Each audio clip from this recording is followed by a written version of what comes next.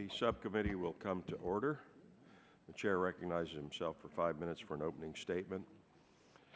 The background and details of the topic of today's hearing are well known to physicians, to this subcommittee, and to most health policy analysts. The Sustainable Growth Rate, or SGR payment system, originated with the Balanced Budget Act of 1997. At that time, the intent of the SGR physician payment system, placing controls on Medicare spending through global spending targets and fee cuts if the targets were exceeded, seemed like a reasonable thing to do.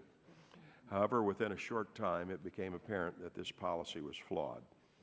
This subcommittee has had previous hearings that have addressed the shortcomings of SGR, including the repeated threats to patient access to care and provider income, and the mounting cost of congressional actions to override the scheduled fee cuts.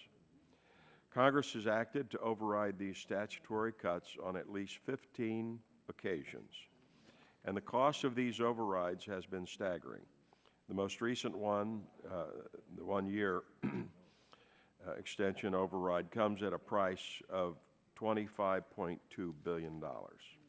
Furthermore, all the money spent on avoiding cuts to physician fees has not gotten us any closer to a payment policy that will reimburse physicians for the value rather than the volume of services, will pay physicians and other providers fairly, and ensure access to high-quality health care for all Medicare beneficiaries. Today's hearing is an attempt to move us closer to that goal. This hearing will focus on 3 themes: data, measures, and models. In thinking about the proper payment policy, there seems to be fairly widespread agreement that certain elements are needed to build that system. First of all, physicians, payers, and other stakeholders need access to reliable data that can be used to improve the value of health care. Appropriate measures also need to be developed on an ongoing basis to continually assess progress in improving the system. In addition, as new and better payment and care delivery models are developed, they should be incorporated into the Medicare program. The witnesses that are here today are well equipped to address these areas. I would like to express my thanks to today's witnesses who have taken time out of their busy schedules to share their expertise with the subcommittee on this difficult problem, which has confronted the Medicare system for more than a decade. Now, I would like to recognize the ranking member of the Subcommittee on Health, Mr. Pallone, for 5 minutes for an opening statement. Thank you, Chairman Pitts. I want to commend you for holding today's hearing. As our first Health Subcommittee hearing of the 113th Congress, I think it sends a strong message that fixing the sustainable growth rate system is our top priority, and I certainly know it's certainly my top priority. So let me just note that I was very encouraged by Chairman Upton's remarks yesterday that it's his goal to put a bill on the House floor before the August recess. I stand ready to work with you both to meet that goal, and it's my hope that this will be a bipartisan process. But I'd be remiss if I didn't express my disappointment to see the release of a Republican framework by the committee and its Ways and Means counterpart. Truthfully, since I understand that there was a commitment to working with us on a bipartisan basis, putting out a Republican-only framework is somewhat perplexing.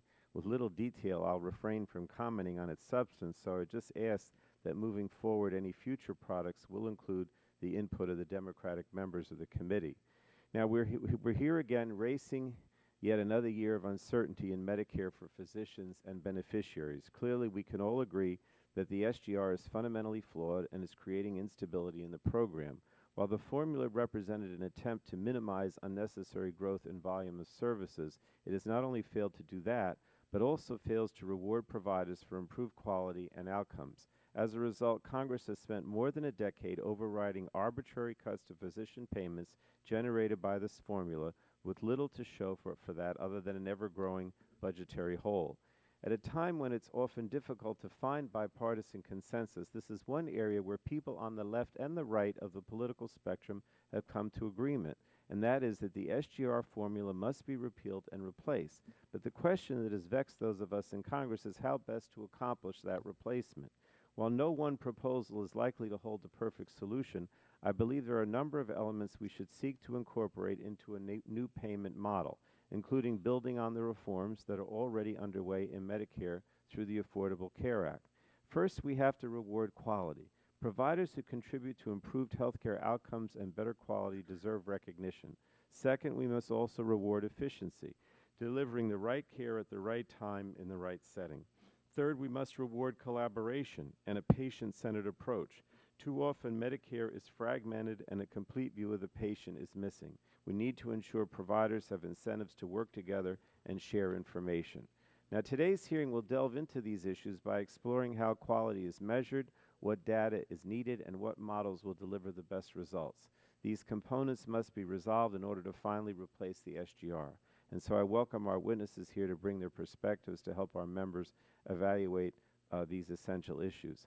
I also wanted to say, Mr. Chairman, I know, I don't know how many newer members we have today, but I do think my feeling is that the newer members of the committee on both sides of the aisle have a lot to offer with regard to the SGR and looking towards the future. And so I hope that we will get a lot of our newer members involved in whatever final outcome we come up with, because I do think they have a lot to offer.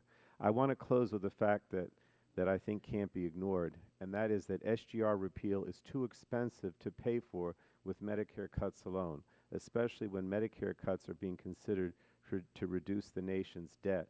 I've said to many of my colleagues, including you, Mr. Chairman, that I really worry that every time there need to be some changes, you know, to meet the SGR goal or to deal with other healthcare initiatives, is always assumed that the cuts have to be within the healthcare system. And whether it's Medicare or Medicaid, we should not always look to provider cuts within the healthcare system to pay for other provider cuts that have been out there. I know we're all delighted to see that the cost of repealing the SGR is lower than it has been in years, but we're not fools. $183 billion is still a lot of money, and we simply can't find that amount of savings from Medicare alone. And that's why I've insisted from the beginning that we not only consider savings from within the healthcare system. I believe we can use another approach to write off the costs, such as an unpaid baseline adjustment or the OCO funds. The OCO funds is something I've suggested in the past. But in any case, the SGR is unstable, unreliable, and unfair, so the question remains, how do we fix it? I hope we can begin to truly answer that question after today's hearing so that we can provide security and reliability for our seniors and our doctors alike. I yield back. Thank you, Mr. Chairman. Chair thanks, gentlemen, and I join him in welcoming all the new members of the subcommittee, including on our side, Mr. Hall, Mr. Griffith, Ms. Elmers, and Mr. Bilirakis. At this time, Chair recognizes the chairman of the full committee, Mr. Upton, for 5 minutes for opening statement. Thank you, Mr. Chairman. You know, by now we're all too familiar with how the current SGR system has caused uncertainty among physicians and threatened access to care for our nation's seniors.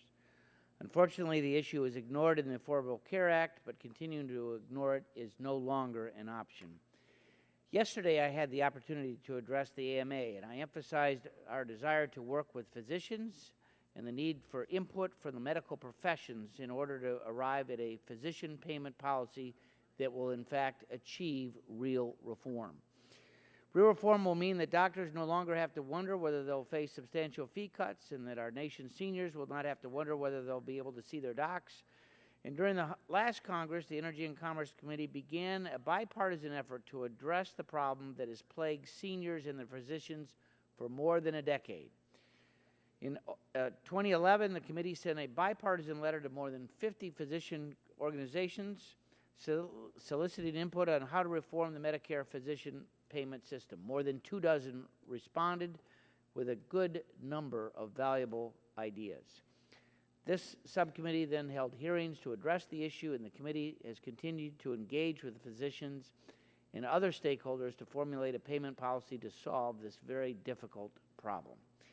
Last week, Ways and Means Chairman Dave Camp, I, along with Subcommittee Chairman Pitts and Brady, and all, as well as other committee members, announced the release of a proposal to finally achieve long-term reform of the current SGR Medicare physician payment system.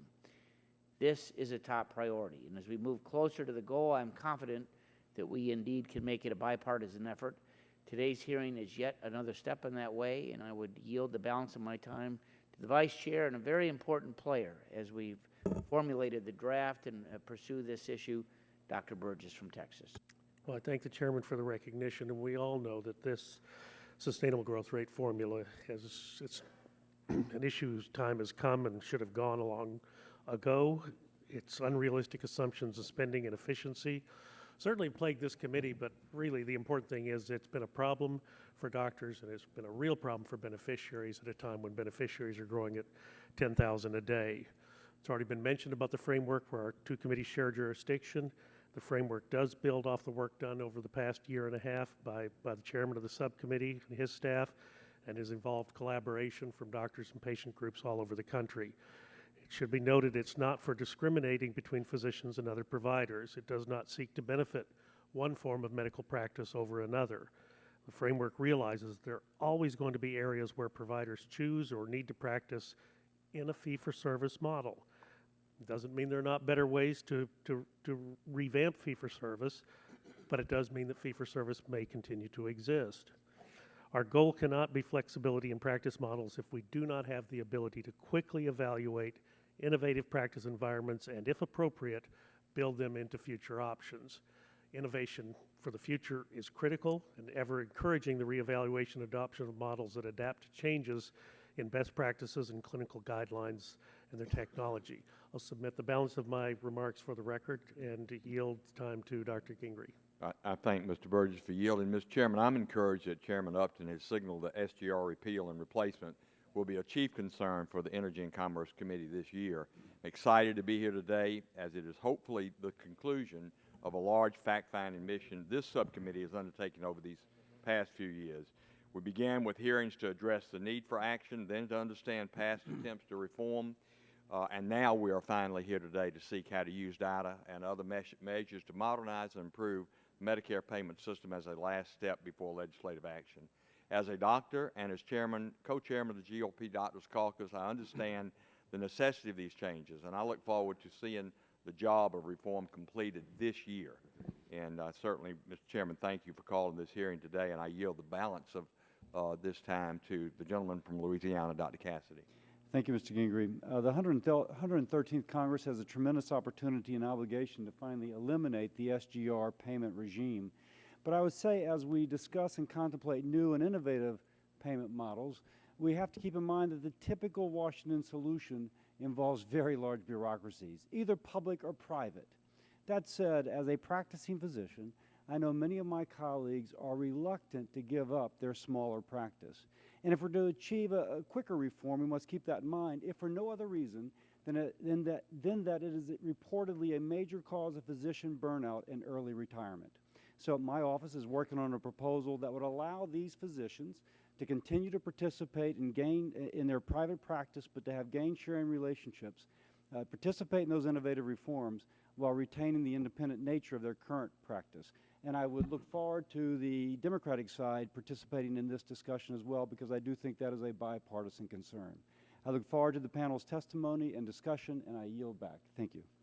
Chair thanks the gentleman. At this time, the chair recognizes the ranking member of the full committee, Mr. Waxman, for 5 minutes for an opening statement.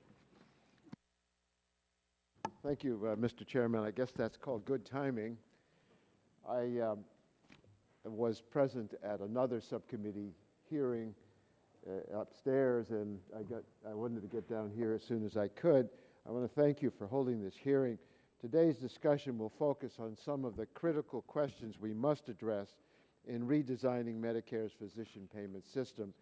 There's no question about it. Medicare is vital to the health of seniors in our country, and physicians are a vital part of Medicare and a critical partner to helping us build a health care system that provides better health care and improved health for all patients. We know that the payment system can drive patient outcomes, but unfortunately, right now, it is not driving it in the direction of better health and value.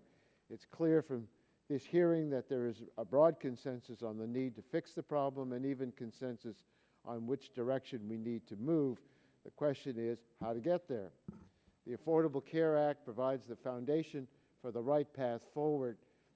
Through its support for new delivery and payment models like accountable care organizations, bundled payments, medical homes, and initiatives that boost primary care, it moves us in the direction of improved quality, efficiency, and value. Innovative delivery and payment system models are also being developed and implemented by physician groups, health systems, regional health improvement collaboratives, and private payers, in some cases as private-public partnerships. We still hear more about these. We will hear more about these in today's hearing. We have the opportunity to leverage payment reform in Medicare to support these new delivery and payment models. We need to respect and encourage local innovation, but ensure accountability for improvement and prudent management. Our challenge is to judiciously balance the many competing interests in our healthcare system. I believe that we need to approach this discussion with physicians as our partners, but we also need to ensure that other healthcare stakeholders, including beneficiaries and non-physician providers, have input as well. It is no longer acceptable to accept the status quo. It is time for us to work together and permanently repeal SGR and put in place a truly sustainable system that aligns provider payments with quality and ensures that all Americans have access to the best care at lower cost. I'm pleased the chairman is moving forward with this hearing early in this Congress. I'm hopeful that we can find common ground on a solution for a problem that has been calling out for one for a very long time. We shouldn't have this SGR threat hanging over us every year with the uncertainty it has meant to the physicians in this country, not knowing whether Medicare is going to be there for them, which has brought about many physicians leaving the Medicare program completely, which is a disservice to the beneficiaries of Medicare. I thank you for the time allotted to me. I'll be happy to yield the short period of time I have left to any other member that wants me to yield. If not, I'll yield back the time. All right. Chair thanks the gentleman. We have two panels today. Our first panel will have just one witness, Mr. Glenn Hackbarth, Chairman of the Medicare Payment Advisory Commission. We're happy to have you with us today, Mr. Hackbarth, and you're recognized for 5 minutes for an opening statement this time. Push the button on the, no, push. There we go. Okay. Chairman Upton, Ranking Member Waxman, Subcommittee Chairman Pitts, and Ranking Member Florio. I appreciate the opportunity to talk to you today about repeal of the sustainable growth rate system for physicians. MedPAC, which I chair, first recommended repeal of SGR in 2001. We recommended repeal at that point because we thought that the system would be ineffective in achieving the goal of encouraging efficient use of limited resources, but also be inequitable to physicians, inasmuch as any penalties apply equally to all physicians without regard to their individual performance. To those two original concerns, we have now added a third, and that is that continuation of SGR poses an increasing risk to access to care for Medicare beneficiaries. Although we have not yet seen a significant erosion in access at the national level, we have all heard about problems with access to care for Medicare beneficiaries in particular markets, and especially for primary care services. MedPAC's fear is that those problems could spread rapidly if SGR is continued. We have a tight balance between supply and demand for services in many markets, again, in particular for primary care services. And growing physician frustration and anger about SGR means that even small numbers of physicians electing to reduce their participation in Medicare could have significant effects on access to care for Medicare beneficiaries.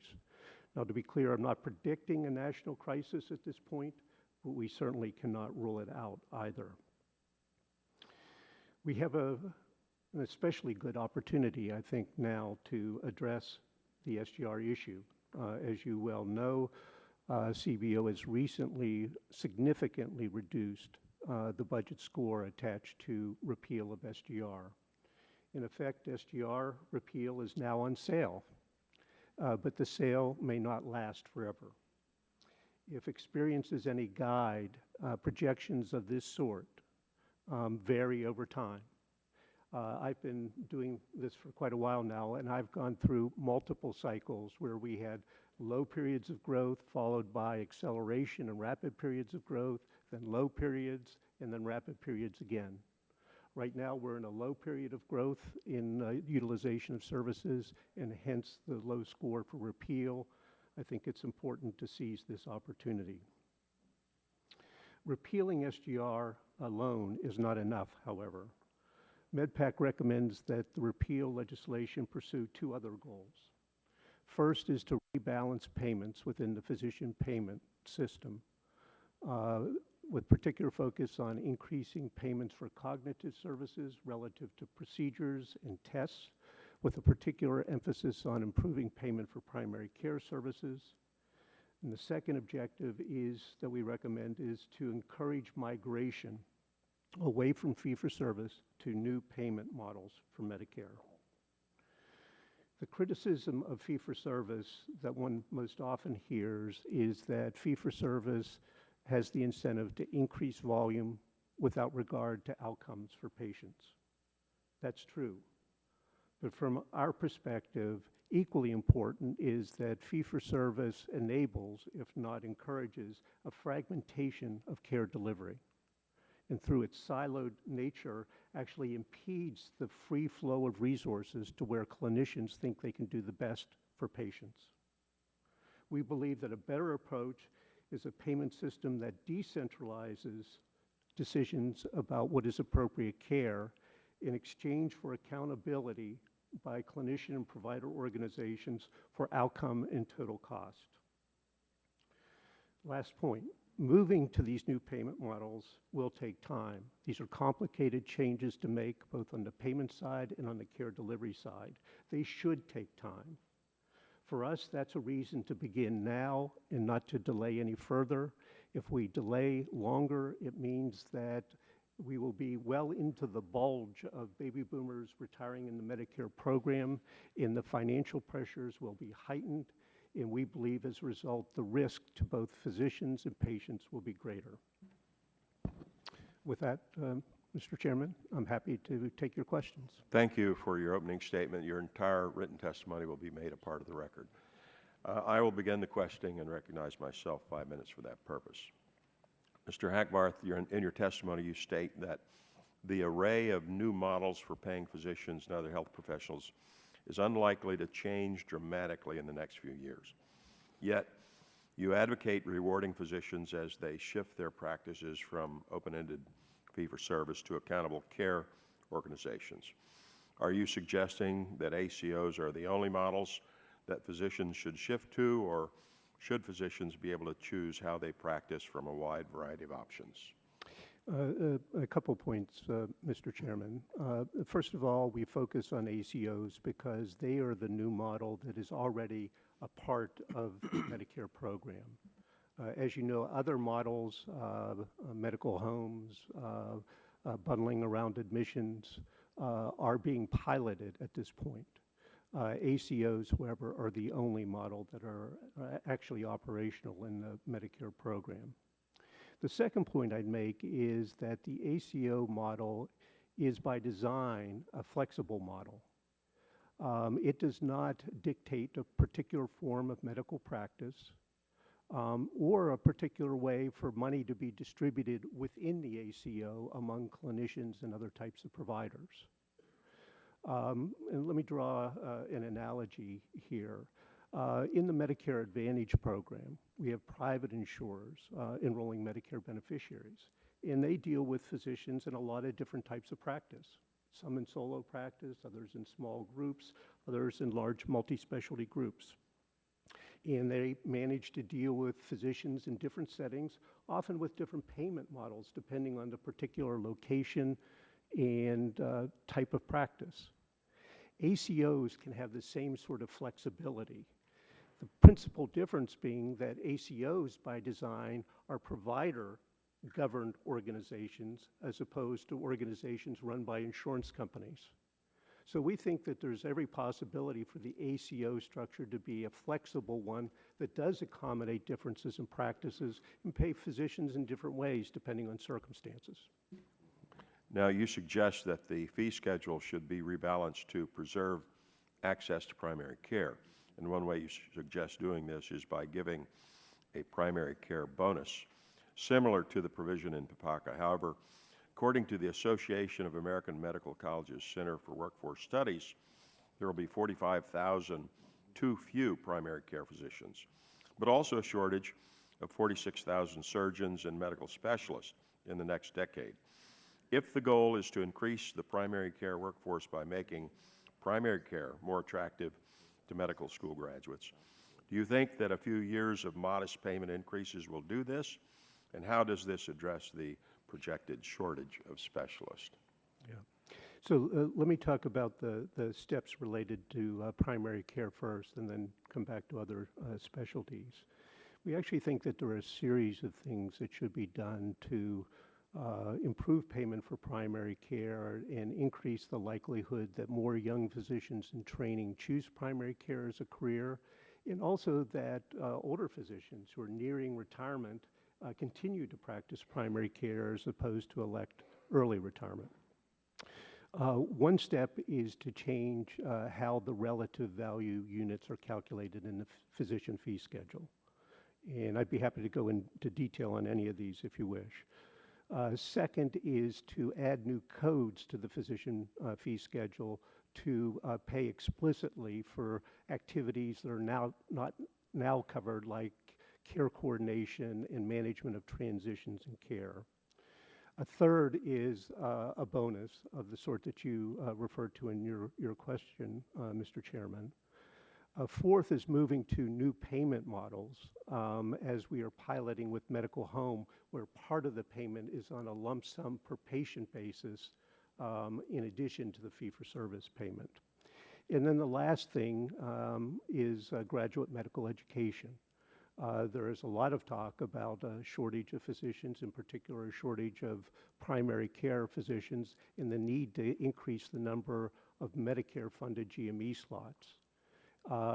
If Congress takes up that issue of expanding GME funding, we would urge it to look in particular at how those positions are distributed across specialty and assure that an adequate number are devoted to primary care. Now, on the issue of other specialties, we are not saying that primary care is the only specialty in which there may be supply issues, or certainly it's not the only specialty that matters to Medicare patients. All of the specialties play an important role in high quality care. We focus on primary care, however, because of the evidence that we see that a robust system of primary care is especially important to a high-performing healthcare system. And so at a time of limited resources, we think that focus on primary care is justified based on system performance.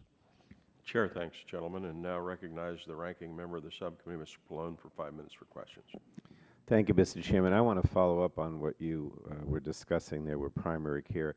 Mr. Hackbroth, just tell me what is the problem with primary care? In other words, what kinds of problems are we facing? Why are we facing this crisis? Just give me a little idea about how, what we face and what's causing it. Well, I think that there are several factors, Mr. Pallone. One is the overall level of compensation. As you well know, it is significantly lower than many of the subspecialties. In fact, if you look at it on an hourly basis under the physician fee schedule, the amount we pay for various specialty services is often 2 or 3 or more times what we pay for primary care services on an hourly basis. So there's a significant payment differential there. In talking to primary care physicians, though, I often hear that that's only a piece of the problem. Another problem is that fee-for-service as a method of payment is not really well suited to primary care because the fee schedule doesn't recognize all of the activities that make primary care important for the care delivery system. Education of patients and ongoing contact with patients, coordination of care, and the like. And often, in these days where we've got a relative shortage of primary care, the practices are frankly overwhelmed with the work they need to do and the number of patients they need to see. It's important, therefore, to help primary care practices build some of the infrastructure that would allow them to better manage larger volumes of patients. And that's where the lump sum payment in the medical home is particularly important. It allows practices to hire additional staff to work with patients on some of the educational activities, allows them to build necessary systems and the like.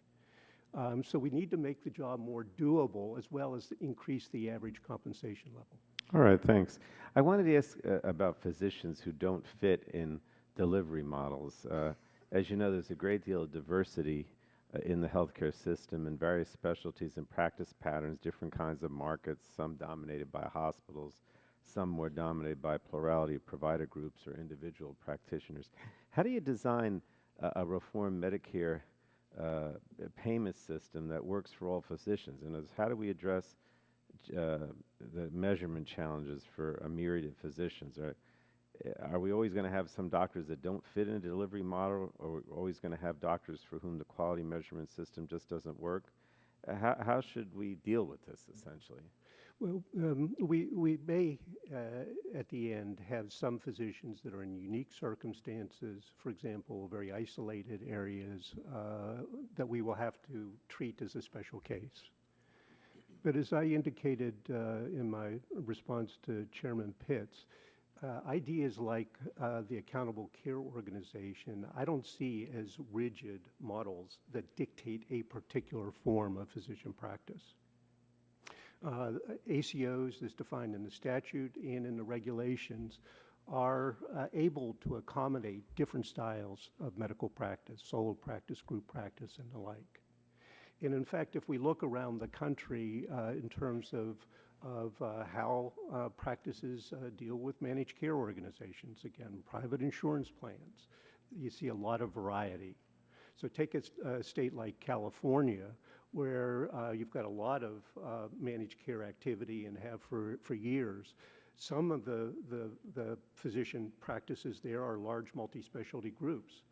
But there are also independent practice associations where much smaller practices are hooked together with one another for purposes of contracting, sharing resources, and the like, and sharing financial responsibility. So I think that there are opportunities for many different styles of practice. It's not a one-style-fits-all model in the ACO. Can I just ask, time is limited now, but I think Medicare needs to make more data available for development of models and care improvement. What's MedPAC's view of CMS's current data policies, and is there some way that the agency and Congress can encourage a more data availability? Yeah, well, I don't consider myself expert, Mr. Pallone, on the CMS data systems. Traditionally, it has been a struggle for CMS to provide timely data, for example, to physicians, and in the pilots to in the prepaid group practice demonstration project. In part, at least, that's a function of resources. The agency, in our judgment, has been chronically underfunded. The tasks that it has to carry out are increasingly complicated, including on the data front, and they don't get the resources they need to do those jobs well. And I think we're paying a price. You know, it reduces the appropriation side of the budget, but the lack of robust data means that we're going to spend more on the entitlement side of the budget. Thank you. Thank you, Mr. Chairman. Chair thanks, gentlemen, and now recognize the Vice Chairman of the subcommittee, Dr. Burgess, for 5 minutes for questions. I thank the chairman for the recognition. Mr. Akbar, it's so good to have you back at the committee. You know, the downside of solving the SGR is we won't get to have these visits every couple of years, but I'll actually look forward to that as well. Maybe we'll both find something better to do with our time. Could you speak, we were just talking to Mr. Pallone about models. Could you speak for just a minute about what you have learned from the study of Medicare Advantage programs? Some, I understand, have worked well, even with the constraints of the SGR. Others maybe not so well. So are there positives that we can take away from the Medicare Advantage experience? There are positives. In fact, some Medicare Advantage plans, as you know, perform extremely well on both quality of care measures and cost. And among the plans that perform well, there are a variety of different models. You know, some of them are the prepaid group practice model, like Kaiser Permanente, but there are other plans that contract with individual independent practices and don't rest entirely on large multi-specialty groups. Well, and I would just offer an observation that it's not just the satisfaction of the agencies and the people who measure those things, but it's also satisfaction of patients and satisfactions of physicians. And certainly my experience with a group like Scott and White down in Temple, Texas, is this has worked reasonably well, and maybe something that we certainly want to be careful that we don't damage whatever we do going forward. Can you speak to, you know, everyone this morning is kind of focused on the fact that, hey, the CBO put SGR on sale, so let's buy this week while it's low. Could you talk just a little bit about why it's low, and is there a dark side to it being low right now? Yeah, and there are a number of reasons, and understanding all of the magic of this CBO estimation process is not one of my strengths, and so Me neither. Detailed accounting you ought to get directly from CBO. But the most important factor is that the rate of growth in Medicare expenditures, in particular physician services, has slowed significantly in the last several years. Yeah, let's stay on that for just a minute. Why is that? Is that because of the recession? Is that because of physician ownership of some facilities? Where could you drill down on that a little bit? Well, the short answer is I don't think any of us really knows. As you well know, there's been some speculation about the effect of the recession, although logically you would think that that would be less of a factor for the Medicare population, which by definition had continuous coverage through the recession. There has been some sort of public health factors, you know, a relatively small flu season in recent years has held down utilization. We've seen a significant slowing of the rate of increase in imaging. That could be due in part to changes in payment, but also due in part to growing concerns about radiation exposure. And finally, it could be that some physicians believe the world is changing and are preparing for a new world where total cost of care is more important. Yeah, have the new methods of payment been around long enough for them to stake any legitimate claim in these savings? You know, I think the jury is out on that. So the answer is no, the short answer? Yeah. Okay, I'll accept that. But let me just ask you this. I mean, you talked a little bit about decentralization, and I must admit, and we've had these discussions before. You hit a nerve with me. It's not decentralization, it's re-centralization. I mean, you take the authority away from me as a practicing physician, and you're giving it to someone else. It's not that it's gone away and magically just been dissipated out into the ether.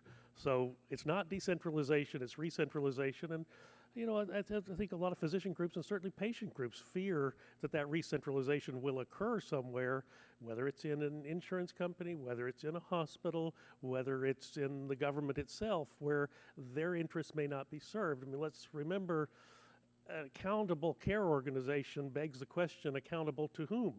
And if the doctor is employed by the hospital, if the doctor is employed by the government or an insurance company, then they're probably accountable to their employer, are they not? Yeah.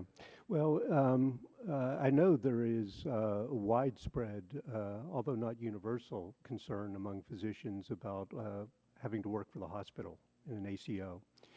But in fact, 50% of the ACOs that have been approved and signed contracts with CMS have been physician-sponsored organizations, which, as a former CEO of a physician group, I consider to be a very positive sign. I happen to believe that physician-sponsored organizations are the way to go.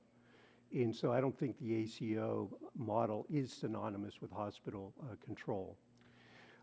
My fear about fee-for-service is that continuation of fee-for-service combined with the inevitable increase in fiscal pressure from the retirement of the baby boom generation inevitably leads to ratcheting down on the rules around fee-for-service payment. More intrusion from central locations like Washington and Baltimore into clinical decision-making, more detailed rules about what you have to do to qualify for this type of payment and what you're not allowed to do if you qualify for that kind of payment. So we both wanna have the get same away from concern about re-centralization then. Yeah, but I believe that the ACO model can push those decisions out where they belong, in the hands of clinicians. Now, the quid pro quo is that the clinician organization assume accountability for overall quality of care and costs for the defined population. I think that's a good trade for clinicians. Thank you, Mr. Chair. We Sure, can go on thanks. about this for quite some time, but I appreciate your Sure, indulgence. thanks, gentlemen, and now recognize the gentleman from Michigan, Mr. Dingle, for 5 minutes for questions. Mr. Chairman, you are most courteous. I commend you and the committee for this hearing. This is something which very much needs to be addressed. And I'd like to welcome our witness. The point of this question is, how do we balance quality measure development to ensure physicians have a voice in the fixing of fees and so forth, but also see to it that we have broad enough participation by the public at large in these matters. Now, physicians are, as we all know, essential partners in improving quality and accountability. At the same time, there's challenging questions that need to be answered regarding their appropriate role. So when it comes to performance measurement, especially as it will be used to drive new payment systems, don't we have to have a broad participation by physicians, by patients, by hospitals, and by the other people in the provider chain? Is that right or wrong? I think, Mr. Just yes Dingle, or no? I think Just yes or no? yes or no. I think it deserves a more robust response. Well, we need broad participation, don't we? I have limited time, and I need your cooperation. I do, in general, favor broader participation, but I really would like the opportunity to. So everybody ought to explain have why a that say, is. right? Pardon me, I'm sorry. Everybody ought to have a say. The doctors ought to have a say. Their say is going to be very important. Hospitals, patients, insurers, the whole works. They all ought to have a say. We ought not rig this device so it favors one particular participant over others. I think we want a system that does three things. It brings scientific evidence to bear on what the appropriate standards are. One of the problems I have is I get witnesses down there, and they just feel they got to make speech. And all I'm really asking for is a yes or no. How many folks do we want in this? Do we want enough that we get a clear picture and we get an honest answer? Or do we want to have just one group doing it and skewing the result? I think that we need Help me a range of participants. I think we need a range of participants, but Good. the objective. Thank you. Now, what is the appropriate role then of physicians in developing performance measurement systems, and how do we ensure appropriate multi-stakeholder process, including, again, consumers, purchasers, and providers, that avoids conflicts of interest and gets us the best possible picture? Now you can make speech. The role of physicians is to help bring scientific evidence to bear on establishment of standards. But that's not the only step in the process. To have appropriate standards, we also. Am I being somewhat unclear? I'm just trying to get you to tell me how we set this process up so we get the answers that is best suited to saving us money, getting full service, seeing to it that everybody participates. How do we do this? And that's what I'm trying to answer, Mr. Dingle. If Sure, it were indeed. easy, if it were You've easy and exhausted clear, it would have about already been 4 done, minutes sir. of my time. I'm sorry? Now, let's go to the next question and hope we have the time to do it. Where are the opportunities to reduce unnecessary care, save wasted dollars, and improve the value in the current FFS while we're transitioning to new payment models? You have 1 minute and 20 seconds.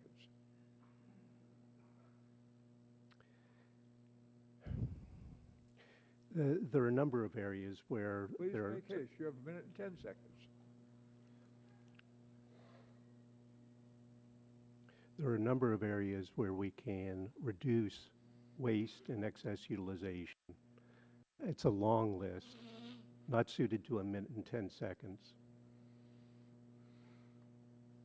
Would you like to tell us what they are? And relieve us of the need to speculate? One would be, for example, readmissions, excess readmissions, avoidable readmissions to the hospital. What Another might would some of be- the others? Every time I try to answer, I'm interrupted. You've not been Another would interrupted. be- You could another would be urge excess- Make speed. You have 22 seconds. Another would be excess imaging that not only is costly, but poses a risk for patients due to radiation exposure. So those would be two examples. I'm trying to stay within your limits, sir. My time is exhausted, Mr. Chairman. I thank you for your courtesy. Chair thanks the gentleman. Now recognize the gentleman, Mr. Hall, for 5 minutes for questions. Thank you, Mr. Chairman. I'm a little confused.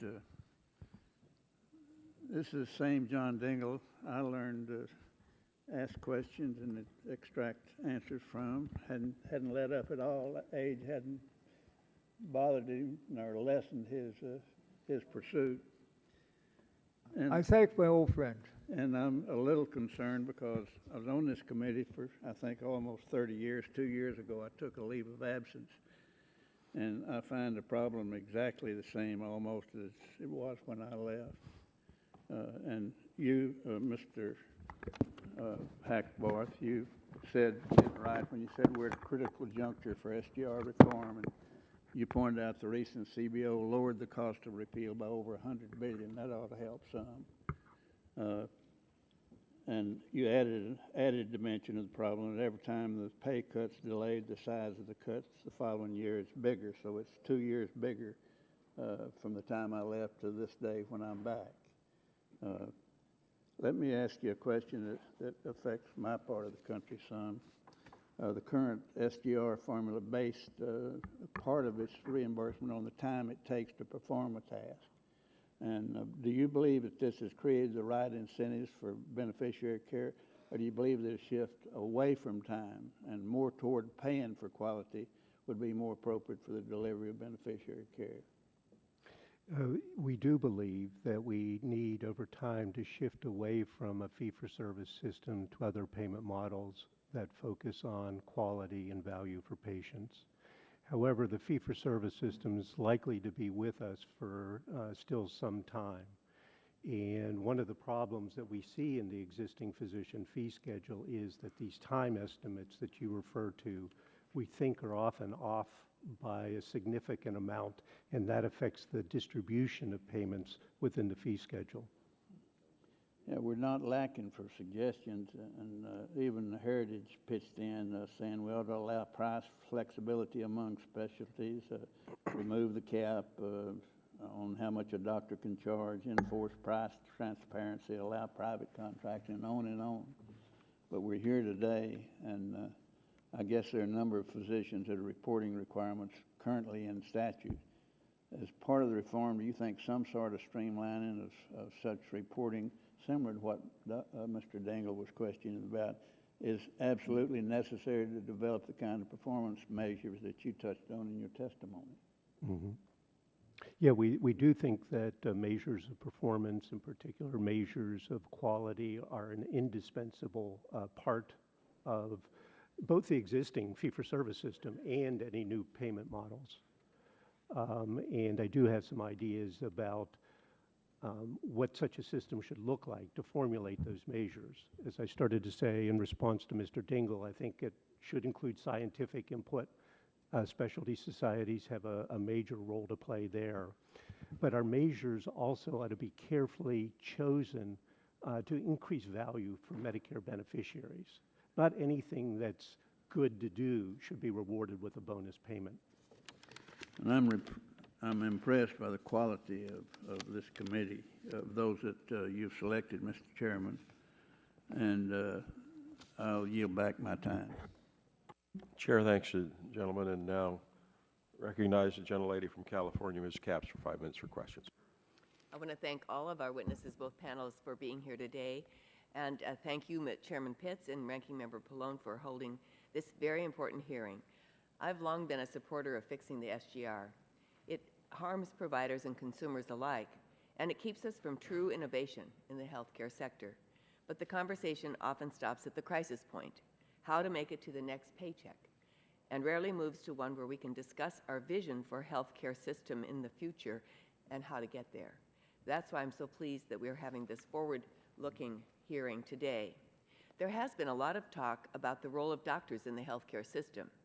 But as I've said before, in some respects I'm following on to our distinguished former chairman, I truly believe that if we're going to really move to a more comprehensive, prevention-focused system of care, we need to look at the full picture of our healthcare system. Mr. Hackbarth, most of the new delivery models like patient-centered medical homes and accountable care organizations emphasize team-based care, and they recognize the critical role and value of non-physician providers. As such, I think it is important to acknowledge the role of other healthcare providers such as nurses, nurse practitioners, physician's assistants in this conversation as well. While physicians and physician payment has always received a lot of attention, and rightly so, it is important that non-physician providers are also actively engaged in both the development and the implementation of these new systems for healthcare delivery and payment. So I have a couple questions on this topic for you. First, why do you think there is such a disparity, gap, between the importance of non-physician providers and the level of attention they are receiving in the SGR debate? Well, I'm not sure why there is that disparity in attention. I mean, do you acknowledge that it does exist? I agree it does exist. And I also agree with your statement that we're not going to get where we want to go in terms of improved healthcare delivery without an expanded role for other health professionals, including advanced practice nurses and physician assistants. Right. And the like. So there's no reason that it's just lack of attention? I think it is lack of attention and, sort of history in terms of how our healthcare system has evolved.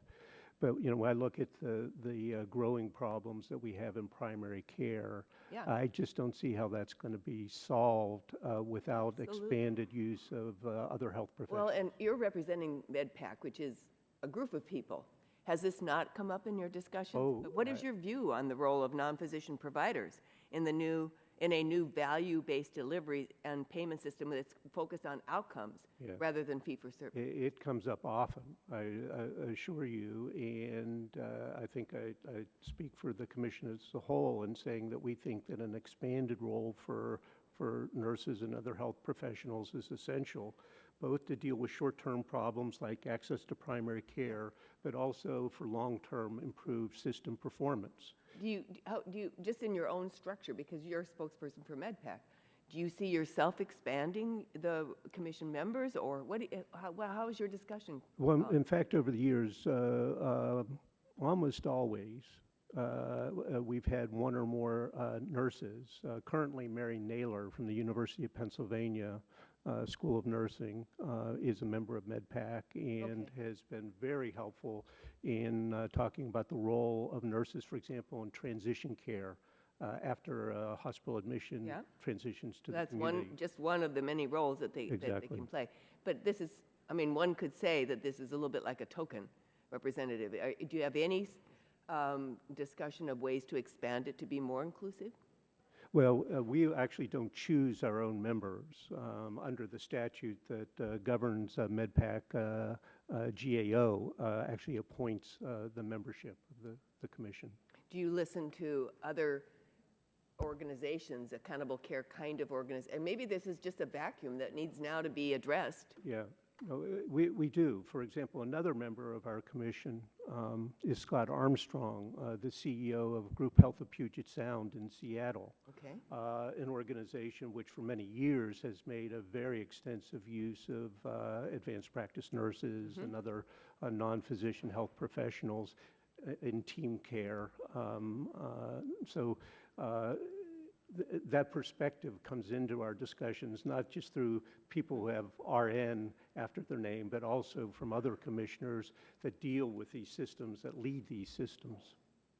Well, my time is up, but I do want to tell you that as a nurse myself, I guess I'm a little bit more sensitive to the fact that nurse organizations, and I'm sure physicians' assistants would be the same, are eager. They have been doing a great deal of discussion among themselves and ascertaining of patterns that they would like to see in an expanded role for how to reach the goals of accountability. We're really talking about how to reach the goals of the Affordable Care Act. And reimbursement, the fee schedule, is one of those, and of course it's clearly a very important aspect of how that is functioning. So I would urge you to reach out, and we'll try to establish more communication so that this can be a more serious part of your agenda.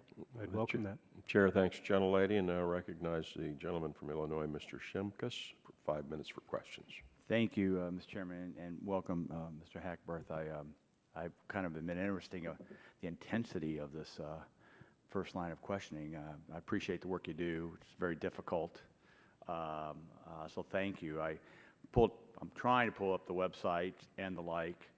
Understand that you have on March 7th through 8th, you have an open public meeting at the Ronald Reagan Building in the International Trade Center. I imagine that's where you take comments and from anyone who may be involved. So all these groups, all these individuals that are involved with that, isn't that kind of why you do that? Well, yes, we have open meetings, but we don't stop there. We reach out to groups that we think have expertise, information to bring to bear on the topics before us. So we don't wait for them to come to us. We look for them. Thank you. To help Mr. Dingell, I can think of one way to help address costs is that's litigation reform, medical liability issues. I'm from the state of Illinois. If you know, if you're from Illinois, you know the medical liability crisis that we continue to have with high costs. So there's enough, I would consider that low-hanging fruit to help address the cost of bringing down the cost of care. So we could go through, as you said, there's numerous, and it would take longer than a 5-minute round of questions. But there was also a comment, that Mr. Dingell mentioned that, we do want to make sure a lot of folks are inclusive in these discussions. That's why I focus to the open meetings aspect. But sometimes there's a feeling that the beneficiary is kind of left out in some of these dollars and cents, care, procedures, and debate. So my couple questions that I'm going to do direct kind of focus on the beneficiary. And so do you believe that it's important for the overall success of reform efforts to find ways to incentivize the individual beneficiary along the way? Yes, we do believe that that is a part of what needs to be done. So if we have new models of care that were developed that involve sharing savings between beneficiaries and government, should the beneficiary share in those savings as well? In our comment letters on the development of the ACO program, we recommended that, in fact, beneficiaries have the opportunity to share in any savings. Seems to us odd that all of the focus should be on how the government and providers are going to share, and the beneficiary is left out of it. Yes, it's just, and I've been on the committee a long time also, and it's great to have Mr. Hall back because maybe we'll get this solved now since he's been gone for a while. Now he's back, and maybe we'll get this solved with his expertise. But I'm still a capitalist competitive model, folks. I do think people shop around. based upon dollars and cents, and based upon their return on dollars, they'll make decisions. I also believe the public will buy a premium quality if they're given the opportunity to. My frustration with the healthcare delivery system is they're kind of left out. I mean, they're not incentivized, they're directed, there's no variability and choices, so that I'm happy to see that. On the other hand, I believe there are some negative incentives within the Medicare program that might hurt beneficiaries and endanger reform, like a catastrophic cap within Medicare, co-pays that are based upon percentages instead of fixed costs, so beneficiaries know that they are what they are liable for, and first dollar coverage that incentivizes beneficiaries to use more services when the new models encourage providers to be more efficient with the care provided. How important is it for the success of reform that Congress address these issues? Well, about a year ago, Mr. Shimkus, we made a series of recommendations related to reforming the Medicare benefit package, and you touched on some of the critical elements. We think that the current structure is antiquated and very difficult for Medicare beneficiaries to understand.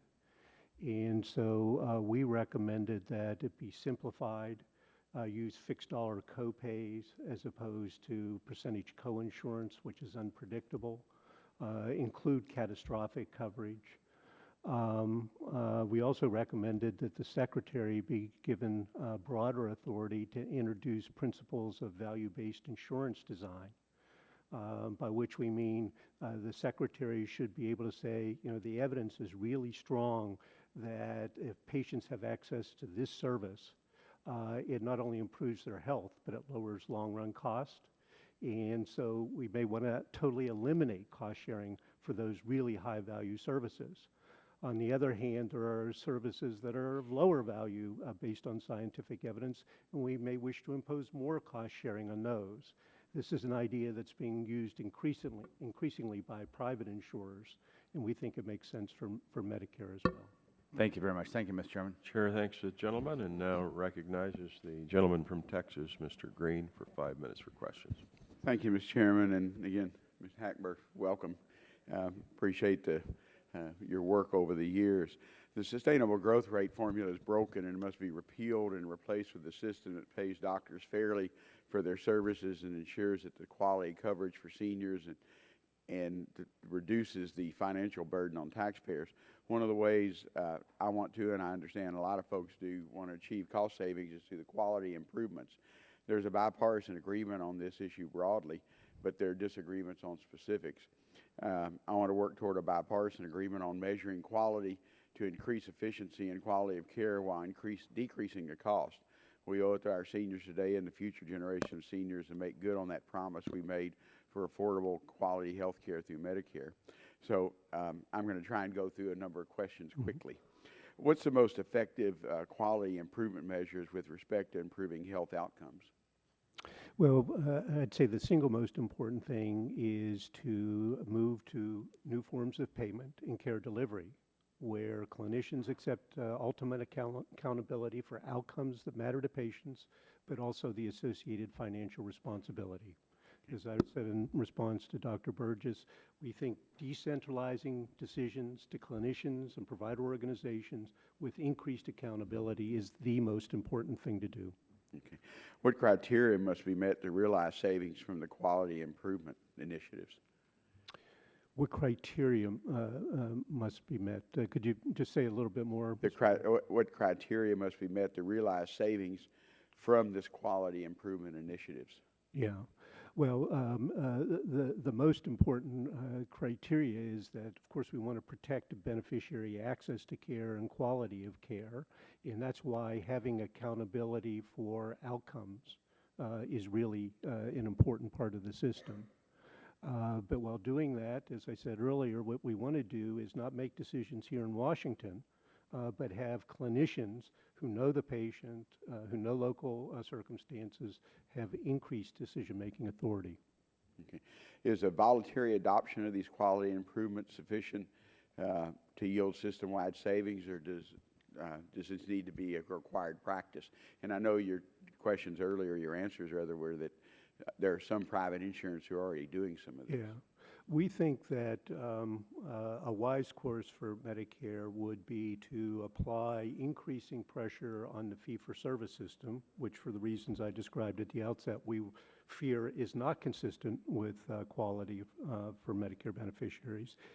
Apply pressure on fee-for-service and then create incentives and opportunities for people to move into new care delivery models that can deliver higher value. Okay.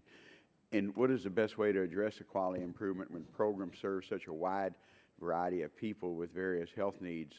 For example, seniors who have disabilities, and as we know, as we get senior, we're going to take a lot more health care than someone who's not, but also low-income earners.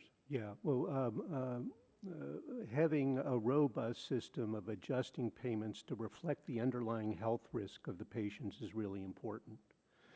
We don't want a system where providers avoid those complicated patients because they're not paid appropriately for them. If a provider assumes responsibility for complicated patients, they ought to get the associated resources to do the job well. So that what we refer to as risk adjustment is a really important feature. Okay. In developing quality measures, there's quite correctly been a lot of focus on including physicians and physician groups in the discussion, perhaps even having them develop the measures for their own specialties. And I would hope that would be, the input from our specialty societies. What other entities should be at the table specifically? Shouldn't the beneficiary somehow be represented in some capacity? Yes, as I said in response to Mr. Dingle, we think that the physician specialty societies can provide critical input, but input from others is important as well, including from patient organizations. Okay. My last question in 35 seconds is, I know seniors are worried about changing the SGR and could result their care being diminished, and this is a scary prospect. But I also want, and I think a lot of us share bipartisan, you want to make sure this system's around for my children and my grandkids. What's the best way to ensure that the SGR is repealed and replaced, that the beneficiaries will have a seat at the table and the changes are made a positive experience for them? So the question is, how do we assure that this is a positive experience for Medicare beneficiaries? So they know that they're going to be able to have the Medicare that they could traditionally feel comfortable with. Well, we need to take the necessary steps on payment to assure the system is fiscally stable, but we also need to offer choices to Medicare beneficiaries, as I said in response to Mr. Shimkus. Having patient choices, but also choices that reflect the cost of different options is important. Thank you, Mr. Chairman. Chair, thanks, gentlemen. Recognize the gentleman from Louisiana, Dr. Cassidy, for 5 minutes for questions. Hey, Mr. Hackbarth, I'll be more polite than Mr. Dingle, but if you could keep your answers concise, I'd appreciate it. I will try. I understand that, and I think you're doing a fantastic job. Listen, I think there's evidence that consolidation is actually driving up cost. If you look at how hospitals are buying physician services, is this a premonition of what is to come? We do worry about a hospital-dominated system.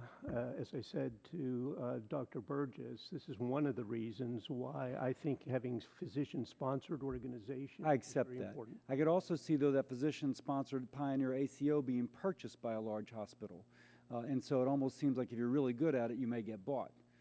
Let me ask you, some of this diminution in or decrease in the amount of care being delivered through Medicare Part B, I've been able to figure it out. How much of that is attributable to hospitals purchasing, say, cardiology practices, now billing through Part A as opposed to Part B? Some of it is. And when you say some, is that 1% or is that 30%? Well, let's focus on one area where it's a fairly significant factor, the rate of growth in expenditures on imaging services. Now, did those previously go through B or through A? When they were provided in independent practices, that's through B. Cardiology imaging in particular was in Part B.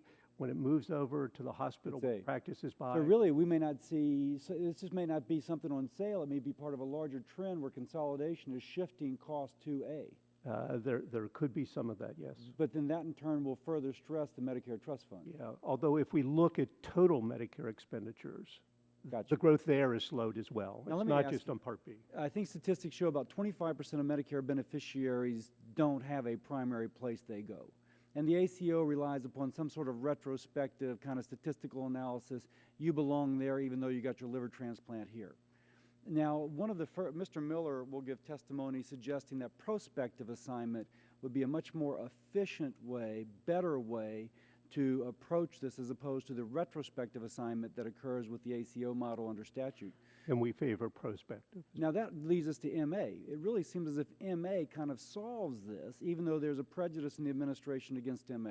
Well, as I said earlier, there are some similarities between the two, but a critical difference is that by definition, the accountable care organizations are controlled by providers as opposed to by insurance companies. Now, we both know of models, you know of models. There's the WellMed model down in Texas in which they go at two-sided risk with the Medicare Advantage program, but effectively being a two-sided risk, they are now managing. Yep. Would you favor such models? So you're referring to a model where there's a partnership between an insurer and... I think now they've purchased them, but at some point the physician primary care group would contract with whichever MA plan they contracted with at 85% of what the MA plan was getting from CMS. Yeah. And they in turn would be a two-sided risk relative to the MA plan. Yeah, there are a lot of different varieties that can work, and as I've tried to emphasize, we think that that's a good thing because the circumstances really differ in places around the country. There are different preferences. Now let me ask, because again, my concern, as I said in my testimony, is that our bias is towards big. And an ACO has to have a minimum of 5,000 patients. That means inherently it is big. So to what extent can that solo practitioner, how can she survive without being absorbed? Well, 5,000 patients isn't all that large. You know, that's several internal medicine practices have 5,000 patients. Well, actually, if it's 5,000 Medicare patients, it would have to be, you know, a somewhat larger number.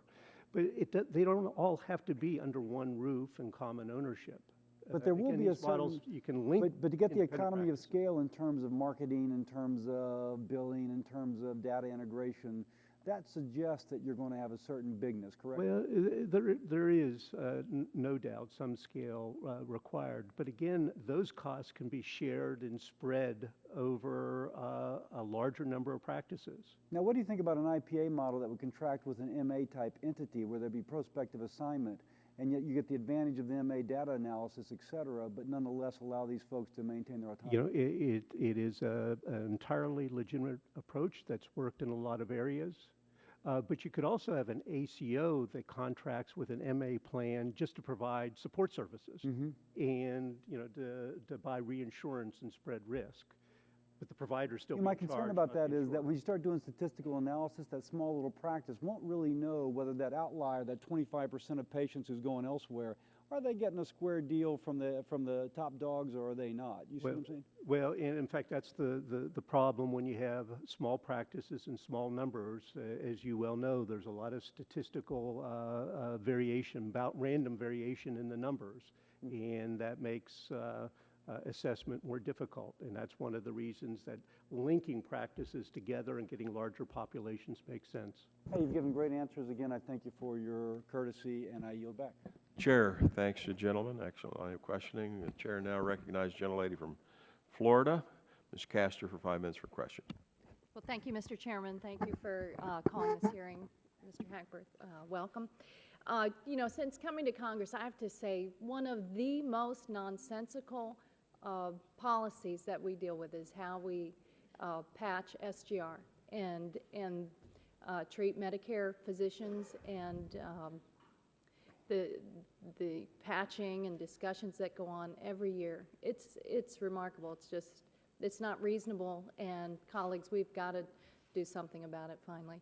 And it should not be lost on us what this recent CBO score is. It is, you said it's like it's on sale now. The CBO score has dropped $107 billion from 243 to $138 billion.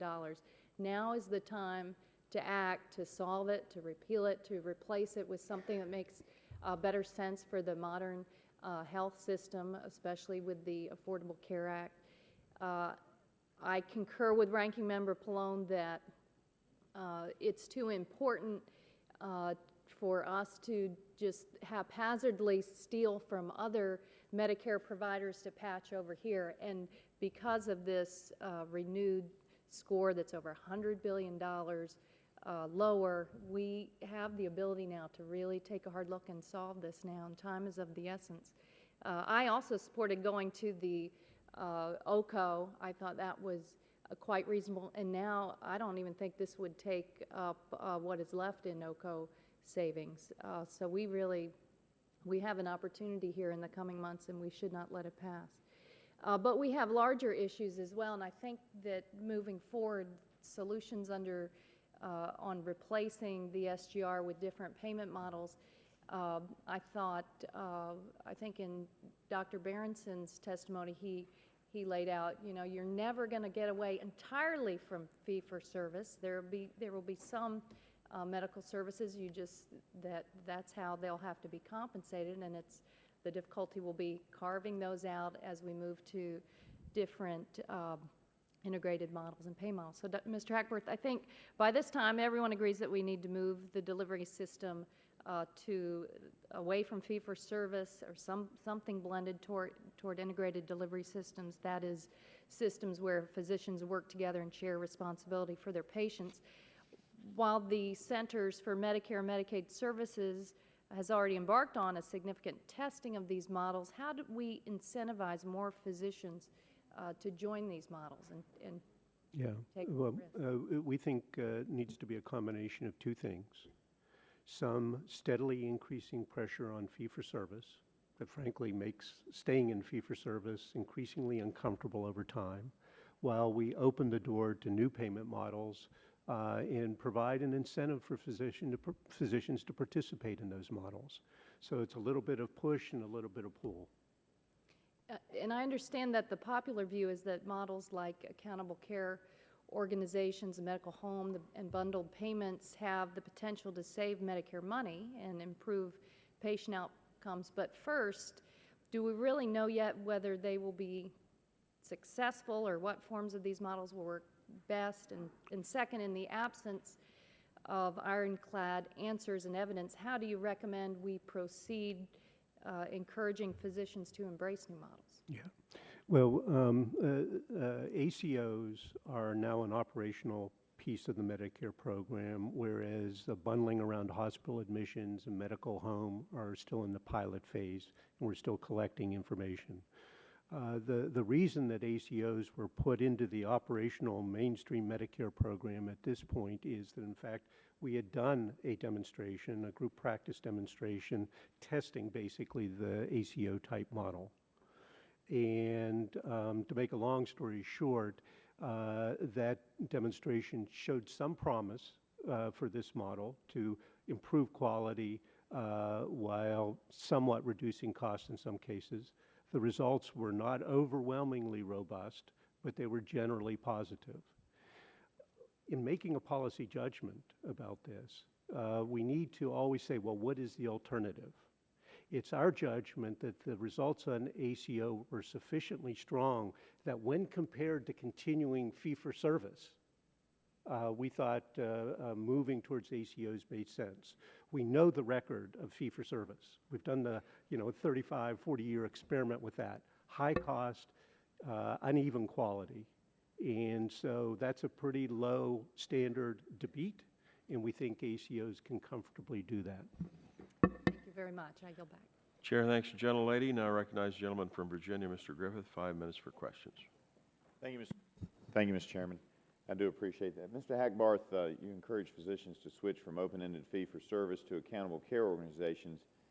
Do you envision a continued role for FFS in certain geographic locales? I know you've already talked about certain practice types, but coming from a district that takes a long time to get from one end to the other and has lots of small rural communities, do you anticipate that fee-for-service would still be the way to do it there, or do you think that they can do an ACO with such a small number of folks? Well, we're still early in the development of the ACO model, but I would note that about 20% of the ACOs that have been approved to this point include community health centers, rural health clinics, or critical access hospitals. So there's at least some development in rural areas of ACOs. And we'll have to see over time, how well that works and how many more develop. So I wouldn't completely write off the possibility right now that the ACO model, which is a very flexible one, can work in rural areas.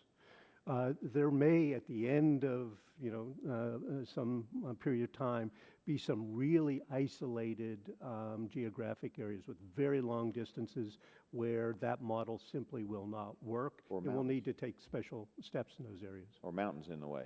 Or mountains in the way. Yeah, because that happens a lot of times. Mountain area, yeah.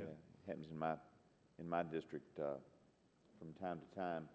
And I heard you in one of the other questions, and I apologize, that the ACO would need 5,000 patients? Yes, that's the minimum. And the reason for that is, again, to have numbers that are statistically meaningful and not full of just random variation. All right. And I also would ask, even with the progressive payment models, such as the bundled payments, what is there that would prevent a delivery system from exploiting a volume-based approach with bundled payments? I mean, can't they still do unnecessary things and run their costs or up and overcharge? Yes, and that is one of the fears. So if we bundle payment around an episode, a hospital admission, for example, one of the fears is, well, now that you've aligned physicians, hospitals, and other actors, they'll say, well, let's increase the number of episodes. Let's increase the number of admissions. And so that is something to monitor and be careful about. That's less of an issue in ACOs where there's accountability for total cost, not just episode cost. All right. I thank you very much and yield back my time, Mr. Chair. Chair, thanks, gentlemen. Now recognize the gentleman from Maryland, Mr. Sarbanes, 5 minutes for question. Thank you, Mr. Chairman. Thank you, Mr. Hackbarth.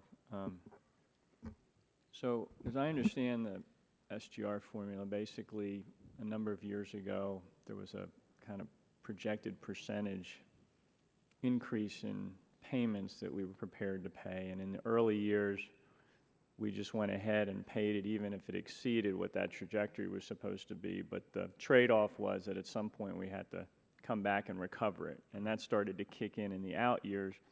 And that's what happened. That's the fire drill that we have every year. So fixing SGR is really getting rid of SGR. I mean, SGR is it's a design for trying to keep the costs, in a sense, after the fact, in line with this original trajectory that was established. That's correct. Right. So all of these other issues about, rebalancing payments and looking at the methodology and, whether we adjust the relative value units or add codes that better address the needs of primary care and so forth. That discussion can kind of happen alongside of the decision that's being made to get rid of this design. Right. Even if we get rid of SGR, we need to have that conversation, yes.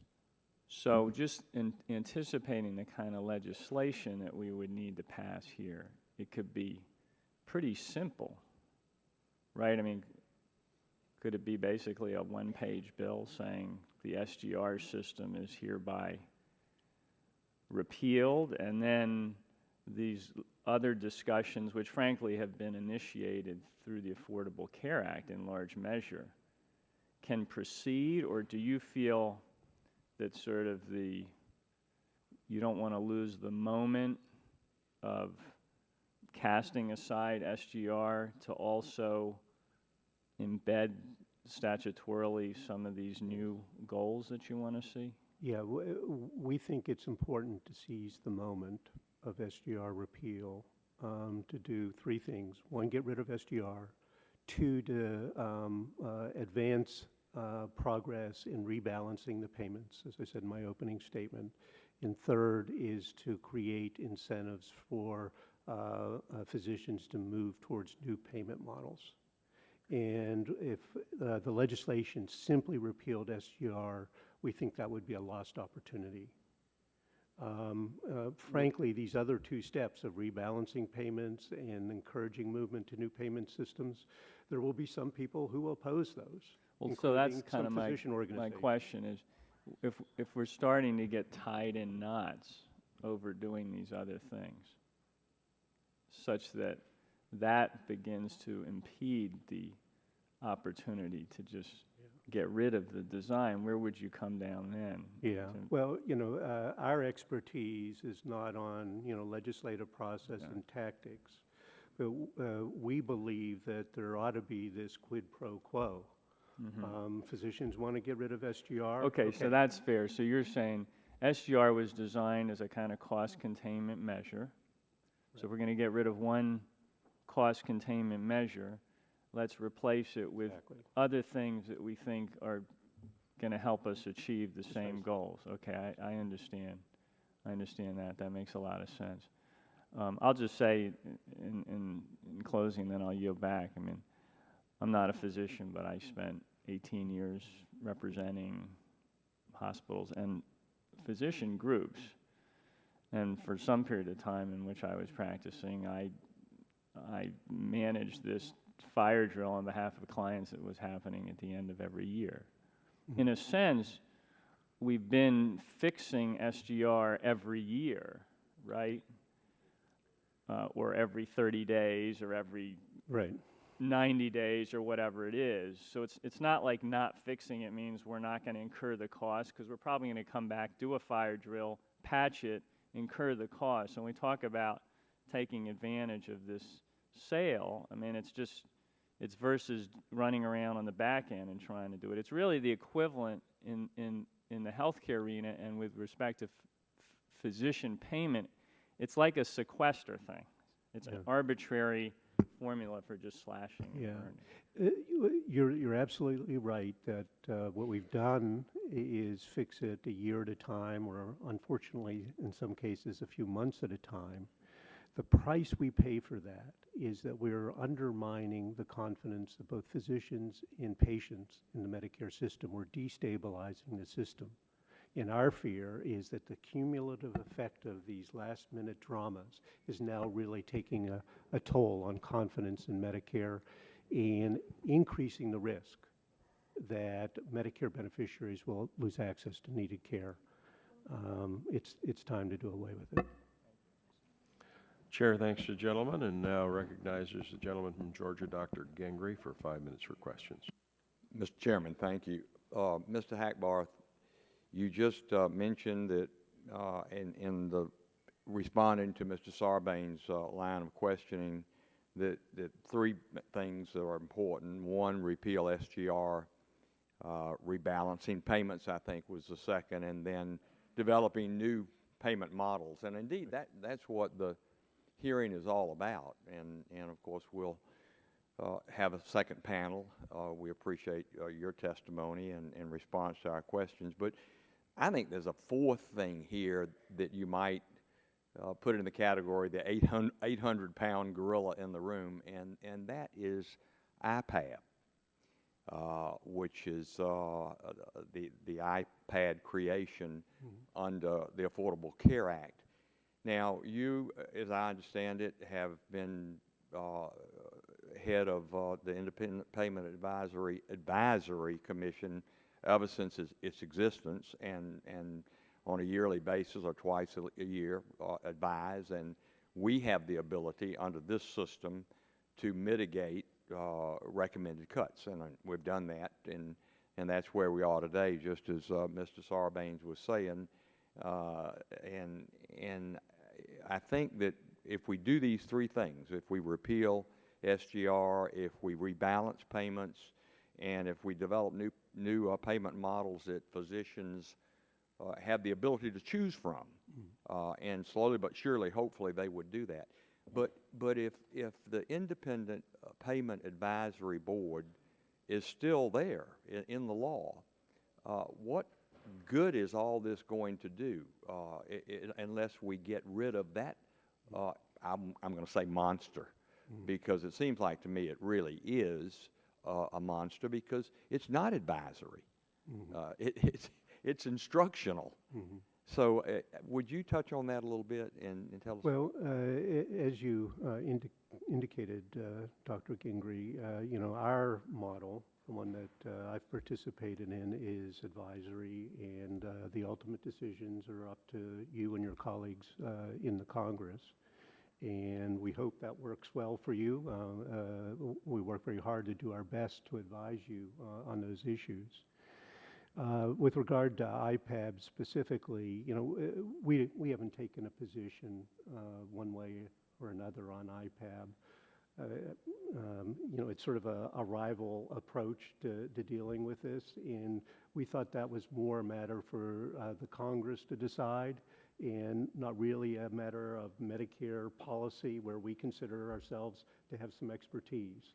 So right from the outset, we've not taken a position either for or against IPAB. We see. Well, let me just interrupt you just for a second and say that this member of the committee, this physician member of the Energy and Commerce Health Subcommittee, feels that it would be better to continue your commission in an advisory capacity on all that institutional knowledge that you've gained over the last 10 years and get rid of the monster that gives us no ability. Indeed, I think it's really unconstitutional to say that Congress doesn't have the ability to mitigate as we do under the good advice that you give us. Mr. Chairman, the power of the IPAB, we all know, is substantial. Even if the President continues to delay in naming members to the board, I don't guess there are any members named so far. 15 is what it's called for. The secretary, this secretary, the next secretary of HHS would have the power to establish these cuts. And as we were saying, you read that real carefully, that IPAB section of the Affordable Care Act. Up until 2020, hospitals would be excluded from any cuts. So the proposed cuts made by IPAB would fall particularly on providers during, gosh, the next 10 years almost. And to me, this seems akin to the cuts that SGR has tried to impose on doctors. These types of cuts haven't worked in SGR, and they surely won't work with IPAB. I'm encouraged that the committee's proposed framework states that IPAB repeal would be an integral part of SGR reform. So, you know, I think that needs to be an important part of the discussion with you, Mr. Hackbarth, and also with the second panel. My time's expired, and I yield back, and I thank you for your response. Chair thanks, gentlemen, and now recognizes the gentlelady, Dr. Christensen, for 5 minutes for questions. Thank you, Mr. Chairman, and I thank you and the ranking member for this hearing, because I hope, and welcome again, Mr. Hackbarth, because I hope that this year we can finally fix it all, something that all of us agree needs to be fixed and want to fix. As we know, the SGR has been the wrong methodology for setting physician reimbursement, because it doesn't reflect the market basket value of physician services today. And as you said, the uncertainty that we create every year just transfers that uncertainty to the Medicare beneficiaries, who wonder whether they're ever going to get the services that they need. In addition to creating the new ways of reimbursement, I think it's important, as one of the AMA reports says, to establish an accurate definition of healthcare value, rebuild the technological infrastructure, determine episode length, payment attribution, improve data and other parameters. And as a physician who practiced in a fee-for-service model, just for the record, I really don't believe that fee-for-service in and of itself was a problem. It's the way it was, we were incentivized, and I can't say that I was, but to utilize certain modalities that were expensive, and we weren't paid for other things that you're talking about paying for now. And I believe if we pay for that kind of management, and now with CER and PCORI and other provisions of the ACA, fee-for-service can possibly have a place. But lastly, as Dr. Patel said last year in her testimony, whatever you do, the path needs to be toward clinician-driven, which you've agreed and said many times here this morning, evidence-based medicine that preserves the autonomy of the physician-patient relationship, even as we move towards more accountability.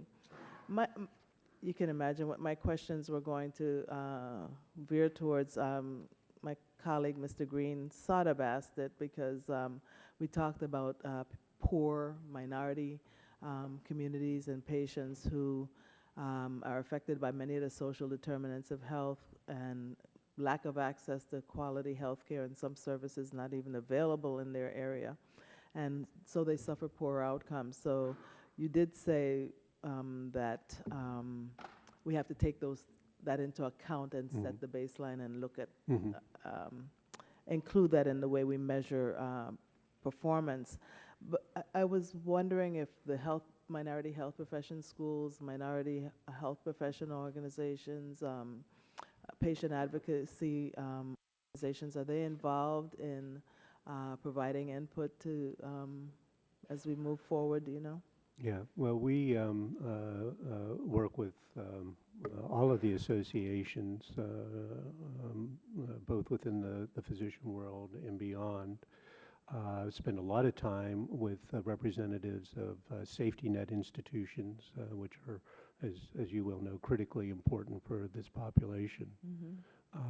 And so, absolutely, our door is open.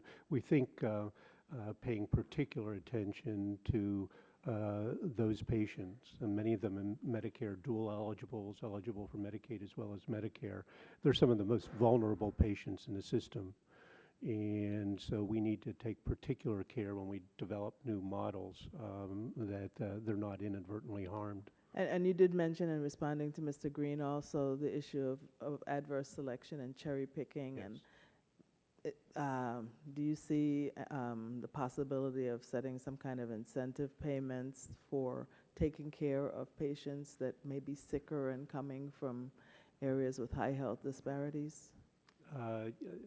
Absolutely. So we think that the payment to the organization ought to be commensurate with the responsibility that they're taking on. And if you're taking on very high risk, complicated patients, you ought to be appropriately compensated for that. This is an issue in the still developing demonstrations run dual eligibles. Again, one of our most vulnerable populations. And so it's one we're fixated on. We'll have all sorts of bad consequences if we don't pay a lot of attention to that.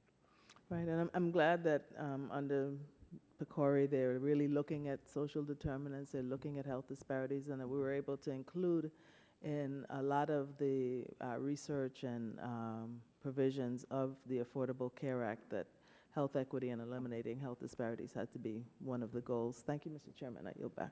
Chair thanks the gentlelady, and now I recognize the gentlelady from North Carolina, Mrs. Elmers, for 5 minutes for questions. Thank you, Mr. Chairman, and thank you, Mr. Hackbarth, for being with us today.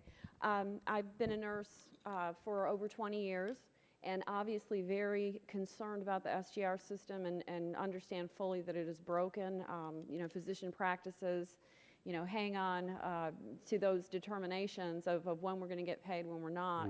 And obviously the breakdown is quality of care for the patients and the accessibility moving forward. So keeping those thoughts in mind, I am a little concerned.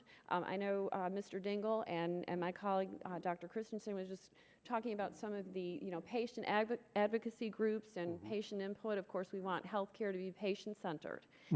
But when we're talking about standard of practice, clinical practices and standard of care, where do you weight patient satisfaction, so to speak? I know that this is going to be part of this system, but are we weighting the satisfaction level of quality, and determining quality of care that way? Yeah, within the ACO system, patient satisfaction is one of the criteria used in evaluating performance. And we think that plays a role. Frankly, we don't think it should be given the same weight as outcomes of care that patients really care about.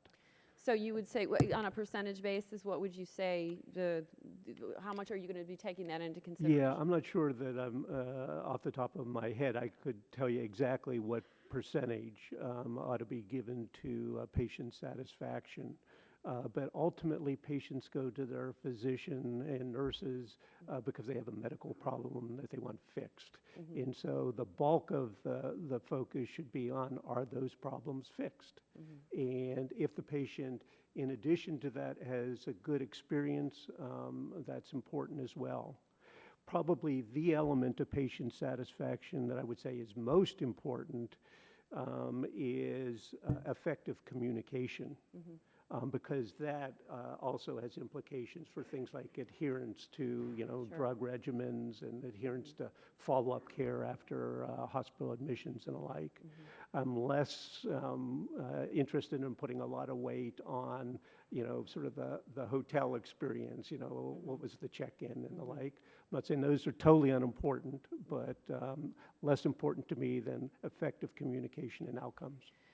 I also do, and this is a little bit off of the focus here with this particular question, but I am a little concerned too when we're talking about reimbursement and the more emphasis on different practices and improvements. And you mentioned the cutbacks in imagery services. Can you give me 2 reasons why we would consider that to actually be cutting back on reimbursement to imagery? Well, one of the things that we do is look at how accurate the level of payment is for individual services in the fee schedule. And as we've looked at that work and done that work, what we've concluded is that in many instances, we are overpaying for imaging services. Is it overpaying, or are you concerned that imagery is being overused? Well, it's some of each, and the two are linked. Okay. So we believe that for some imaging services, not necessarily all of them, but some imaging services, the payment for each service is too high. And it's therefore a very profitable service that prompts people to go out and buy expensive imaging equipment. Then once the imaging equipment is in place, it is used because it's inexpensive at that point. And that results in overutilization of services. Well, one thing I would like to get there again, based on my experience, one of those areas too that I think needs to be considered is not so much that the imagery is being overused but maybe ordered more frequently by non-physician practitioners. We, in our local area, of course, JCO has just come through, and basically one of their determinations where there were too many tests being ordered, and unfortunately that is by your non-physician practitioner. And I think that's an issue that needs to be looked at much more effectively, because we want the best care for our patients ultimately, but at the same time, if it's just a matter of overutilization, then I think that needs to be looked at much more closely. Yeah, well, I think that may well be an issue. But we look at the rates of imaging, and there's huge variation. And so if you look geographically, you see big differences in both rates of imaging and the frequency of re-imaging of the same patient. Mm-hmm. And so it's data that we look at that suggests to us that there is a problem here. Thank you. Again, I think efficiency is one of the areas that we really need to be looking at. So thank you. I yield back the remainder of my time. Chair, thanks, gentlelady. Now I recognize the gentleman from New York, Mr. Engel, 5 minutes for questions. Thank you very much, Mr. Chairman. There's no question that the sustainable growth rate formula is seriously flawed and needs to be permanently replaced. I very strongly believe that physicians deserve to be fairly and appropriately compensated for the important work they do, and the current SGR formula is failing our physicians and it's failing our Medicare beneficiaries. I'm pleased that the new CBO score estimates that it will cost dramatically less to repeal the scheduled SGR cuts and freeze payment rates for the next 10 years. I know the cost of $138 billion will be difficult to overcome, but now is the time to permanently fix the way we reimburse physicians for the care they provide to our Medicare beneficiaries. The cost of doing so will probably never be lower, so as a Congress, I really believe we must seize the opportunity. Let me ask you a couple of questions. In MedPAC's October 2011 letter to the chairman and ranking members of committees with jurisdiction over health care, it was stated, and I quote, "The greatest threat to health care access over the next decade is concentrated in primary care services." That's unquote. Recognizing primary care access is critical, as part of the Affordable Care Act, Medicare started paying primary care physicians a 10% incentive payment in 2011. It's my understanding that more than 156,000 primary care providers have benefited from these incentive programs. So my question is, does MedPAC intend to analyze the impact of this 10% incentive payment on beneficiary access to primary care? If so, when do you think it will be possible to gauge this particular incentive's impact on Medicare beneficiary access to primary care services? I'm not sure if that's on our near-term analytic agenda. I think it might be a pretty difficult piece of analysis to do. But what I'd ask Mr. Engel is let me talk to my colleagues about it and get back to you on that. Okay, thank you.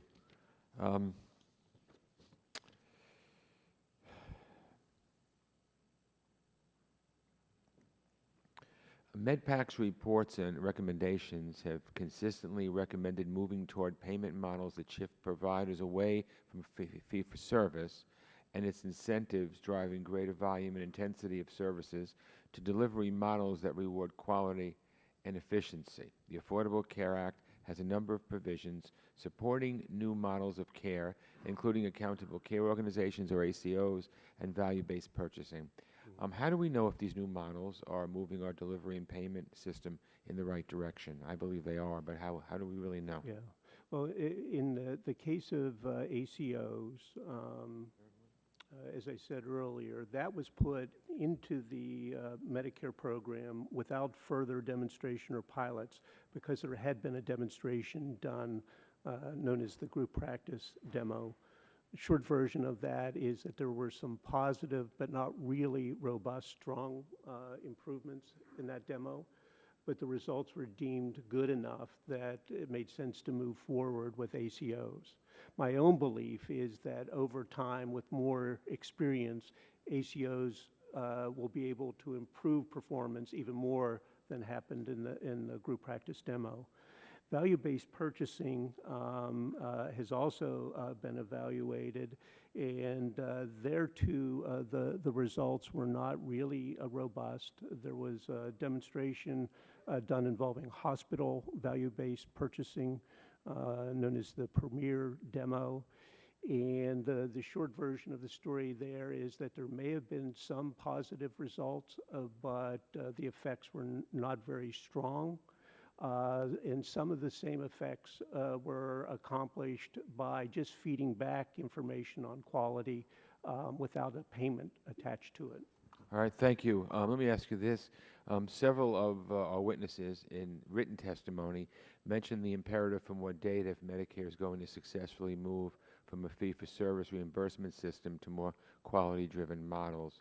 So what are some of the steps you would recommend CMS and HHS take to ensure our health information technology infrastructure is capturing the right data to provide adequate reimbursement for quality health care services? Yeah, well, I am not at all expert, Mr. Engel, on health IT, so I can't answer in any detailed way. But I do believe that as more and more healthcare organizations adopt computerized medical records, that can greatly expand our capacity for assessing performance, because we'll have ready access to clinical information, not just claims-based information, but clinical information about how well patients are faring in different organizations. So this is a very important investment the country is making. I'm optimistic that it'll pay off in the long run. But as I think you know, getting to that point is an arduous journey. Yes, thank you. Thank you, Mr. Chairman.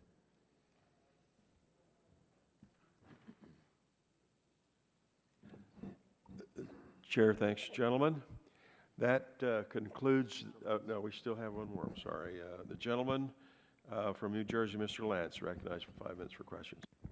Thank you, Mr. Chairman, and I will not take the full 5 minutes. I apologize for not being here. I was in the Commerce Subcommittee all morning. One question.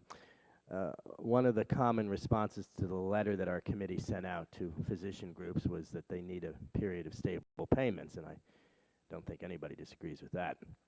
However, if we simply stabilize payments, we may not get movement to the kind of payment system we need.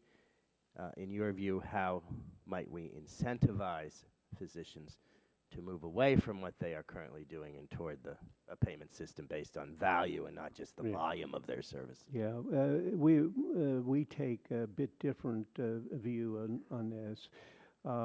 It's not been a pretty process with lots of sort of last-minute rescue efforts, but there has been considerable stability in payments in recent years. Again, not the right way to accomplish with it, great angst. Great angst, and the angst has caused problems, which I emphasized before you came in, Mr. Lance. And so, I'm not advocating what's happened, far from it. We think that if we're going to really accelerate movement to new payment systems, there needs to be some pressure on fee-for-service. Now, exactly how much, how quickly, is in part a function of how much money there is in the system after you figure out the pay-fors for SGR repeal. So there's not a right answer to how to structure that, but we do think we need a combination of pressure on fee-for-service and then new opportunities and new payment models. Thank you very much, Mr. Chairman. I yield back the balance of my time. Yes, sir. Thank you. Chair, thanks, gentlemen. That concludes the first panel. Excellent testimony. Very thoughtful answers. Thank you, Mr. Hackbarth. We will excuse panel 1, call panel 2 to the witness stand, and I will introduce the second panel as they come. First of all, I want to thank all of you for agreeing to testify before the subcommittee today and quickly introduce our second expert panel. First, Mr. Howard Miller, Executive Director of the Center for Healthcare Quality and Payment Reform. Secondly, Ms. Elizabeth Mitchell, CEO of Maine Health Management Coalition. Thirdly, Dr. Robert Berenson, Institute Fellow at the Urban Institute. And finally, Dr. Cheryl Damberg, Senior Policy Researcher and Professor at the Pardee Rand Graduate School. Again, thank you all for coming. We have your prepared statements, which we entered into the record. And Mr. Miller, we will begin with you. You're recognized 5 minutes to summarize your testimony. Thank you, Mr. Chairman. It's a pleasure to be here today. You have what may seem like an impossible task to repeal the SGR program and save money for the Medicare program and do that without harming patients or physicians. But I believe that you can do that because of 4 key facts. First fact is that there are tremendous opportunities to save tens of billions of dollars in the Medicare program by helping prevent avoidable admissions to the hospital, readmissions, and to reduce the incredible rate of infections, complications, and other kinds of problems that occur to patients. Medical errors exist today. There's no need to deny beneficiary services or to cut fees in order to reduce spending. Second fact is that the current fee-for-service system actually makes it difficult for physicians to help Medicare take advantage of those savings opportunities. In fact, under fee-for-service, the most desirable outcome of all, which is keeping you healthy, doesn't get paid for at all. Third fact is that you can't fix fee-for-service simply by adding more pay-for-performance bonuses or penalties or creating shared savings programs. Many current payment reform efforts, I think, will have limited success because they leave the current broken fee-for-service system in place. In particular, they force physicians to lose money when they help Medicare reduce spending. The fourth fact is that there are better ways of paying physicians that give them the flexibility to both improve patient care and reduce Medicare spending without having to take financial losses themselves. I've outlined these in my testimony, and there are reports available on our website that describe these in significant detail. What I wanted to focus on is how to actually get these accountable payment models in place. I believe that more is needed than the traditional top-down approach where CMS develops all new payment models. Because the specific opportunities and barriers differ from community to community, and because different physicians will have different levels of willingness and ability to participate, many different solutions will be needed.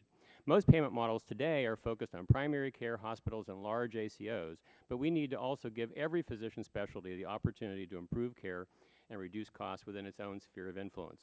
To do this, I recommend that Congress also establish a bottom-up approach, whereby physicians, provider organizations, medical specialty societies, and regional multi-stakeholder collaboratives are invited to develop payment models that will work well for individual physician specialties and the realities of their own communities. If any of these groups brings CMS a payment model that is specifically designed to improve patient care and save Medicare money, CMS should not only have the power, but the obligation to approve it. CMS should then also make that same payment model available to any physician who wants to participate and has the capabilities to do so. Moreover, if a physician is participating in such a model, they shouldn't be subject to threats of SGR-type payment reductions. This kind of bottom-up approach is not as radical as it might seem. The CMS Innovation Center has been doing something just like this for the past 2 years through programs such as the Innovation Awards and the Bundled Payments for Care Improvement Initiative.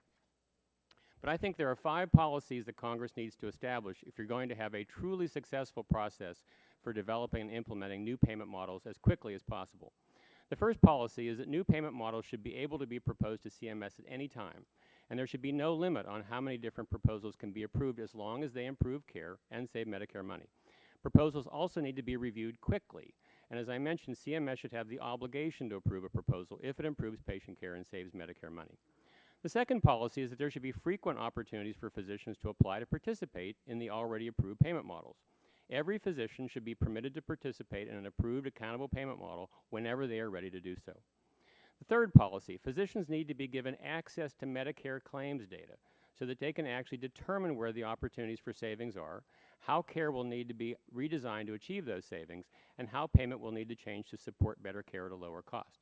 I can't even begin to describe to you what a barrier it is to moving forward on this because of the lack of information the physicians have available to them. Fourth policy, once a physician is participating in an accountable payment model, they should have the ability to continue participating as long as they wish to do so if the data show that the quality of care is high and Medicare spending is being controlled. Most innovative payment models today are explicitly time limited, and no physician or other healthcare provider is going to make significant changes in the way care is delivered if they might be forced to revert to the traditional fee-for-service system within a few years. We need to stop doing demonstration projects and start implementing broad-based payment reforms. Fifth policy, funding should be made available to medical specialty societies and multi-stakeholder regional health improvement collaboratives so that they can provide technical assistance to physicians. Most physicians don't have either the time or the training to determine whether and how a new payment model will work for them. If organizations that they trust, though, can help them analyze data and redesign the way they deliver care, I think physicians are far more likely to both embrace new payment models and to be successful in implementing them. Finally, I must note that I think the payment reforms will be much easier to implement and far more successful if you also take steps to proactively involve the patients, the beneficiaries. Many of the existing payment models are forced to use complicated statistical attribution methodologies to determine which physicians are accountable for which patients. It would make far more sense to simply ask the beneficiaries to designate which physicians they want to be in charge of each of their conditions. I'd be happy to answer questions that you may have. Thank you, Mr. Miller. Mr. Miller. Ms. Mitchell, you're recognized for 5 minutes for your opening statement. Please poke the button there on the mic. Thank you, Mr. Chairman and members of the committee. My name is Elizabeth Mitchell. I'm the CEO of the Maine Health Management Coalition, and I want to start by thanking you for taking on this issue. As I'm sure you well know, employers and state governments can no longer afford cost increases. Our employees can't go further years without wage increases, and our providers are increasingly burdened in a system that does not reward high performance and creates daily barriers to improving care for patients, largely due to current payment systems and a lack of data. Thank you also for hearing from a regional health improvement collaborative. We are an employer-led multi-stakeholder collaborative based in Maine. We've been around for 20 years, and we include employers from the state employees to LL Bean to the Medicaid program, large multi-specialty groups, academic medical centers, and primary care physicians. We work together in a partnership to improve quality and reduce costs. Maine has been very successful in addressing quality. We have some of the best healthcare quality in the country. We know that our efforts in data sharing, measurement, and public reporting have been key to achieving those gains. However, despite these achievements, quality and safety failings continue. And more discouraging is that the quality improvements have not reduced the cost of care for purchasers and patients. Cost and quality vary by region, as do opportunities for improvement. Maine is the birthplace of the Dartmouth Atlas, where Dr. John Wenberg first observed vast differences in maternity care within Maine, with no correlation to demographics, patient acuity, or patient preference. He also noted that his kids would have received vastly different treatment for their tonsillitis if they lived one county away. Variation in cost is even more pronounced. Just as there is no single problem facing healthcare, there is no single one-size-fits-all national solution. I believe with adequate data and support, regions are well positioned to not only identify but help solve their own problems. Data is necessary to identify regional improvement opportunities and to engage stakeholders in improvement. The Dartmouth Atlas would never have been possible without good data. But data is necessary but insufficient. Once opportunities are identified, stakeholders, particularly physicians, must be actively engaged to change current practice. We must now be equally effective using data to engage physicians, purchasers, and patients in care improvement. Data is essential for many, many reasons. Identifying priority cost and quality improvement opportunities, enabling performance measurement and public reporting, establishing cost and quality performance targets, informing choice by consumers, engaging physicians, and managing population health. The premise of medical homes and ACOs is better management of population health, but it is both unreasonable and unfair to ask physicians to assume risk without adequate, timely data. States and communities face different challenges, and physicians need local, timely data to direct their work. To direct physicians to focus improvement efforts on non-priority areas is a sure way to frustrate them when they are not even paid for this improvement work. But they know where care can be improved, if you ask. Significant savings are also possible through readmission reduction, through improved C-section rates. There are opportunities around the country if you have the right data to target them. You rightly recognize the central role of measurement in both improvement and accountability. A key barrier to addressing costs in ways that were equally successful to addressing quality is the lack of nationally endorsed cost measures. Without measures endorsed by the National Quality Forum, we found it impossible to reach consensus on relevant metrics. Regardless of the payment system, appropriate and transparent measurement is required to understand how patients fare in new models. Good outcome and patient experience measures will also support more flexible payment models. New models and incentives to reduce costs must be balanced by ongoing measurement. You reference physician-endorsed measures, but we would urge you to consider multi-stakeholder endorsed measures. As those who pay for and receive care, purchaser and patient voice are crucial to identifying the right performance indicators together with physicians. Whether measurement or population health management, none of this work is possible without data. Unfortunately, multi-payer data is very hard to obtain. Many health plans consider it proprietary. Many provider-run data organizations are reluctant to share it publicly. But as Dr. David Howes, the president of Martins Point Healthcare, summed up our challenge, the age of competing for market share by controlling access to data is over. Transparent, all-payer data should be made widely available, and competition should be based solely on performance. Medicare's Qualified Entity Program is an important step toward giving communities and providers the information they need to improve care. The Qualified Entity Program is a strong signal of partnership and support for local innovation and an endorsement for use of integrated data. CMS should not only continue to enable qualified groups to share data, but you should accelerate it with financial support and greater flexibility. Regional health improvement collaboratives are stewards of multi-payer data and experienced leaders using the data for improvement. We may be your innovation infrastructure and partners for implementation on the ground.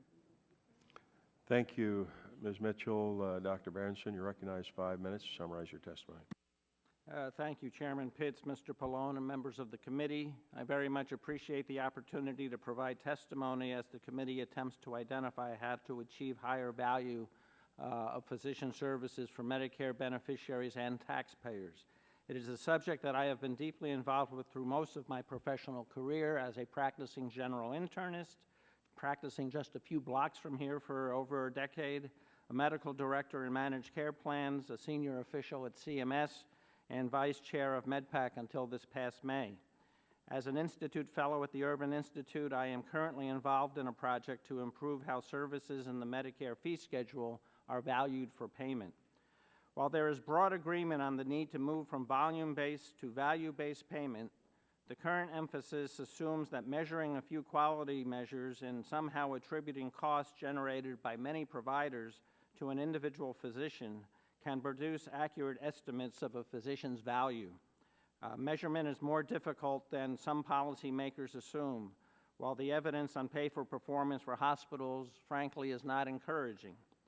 For physicians, behavioral economics suggests that pay-for-performance can crowd out professionals' intrinsic motivation to help their patients and can actually worsen performance.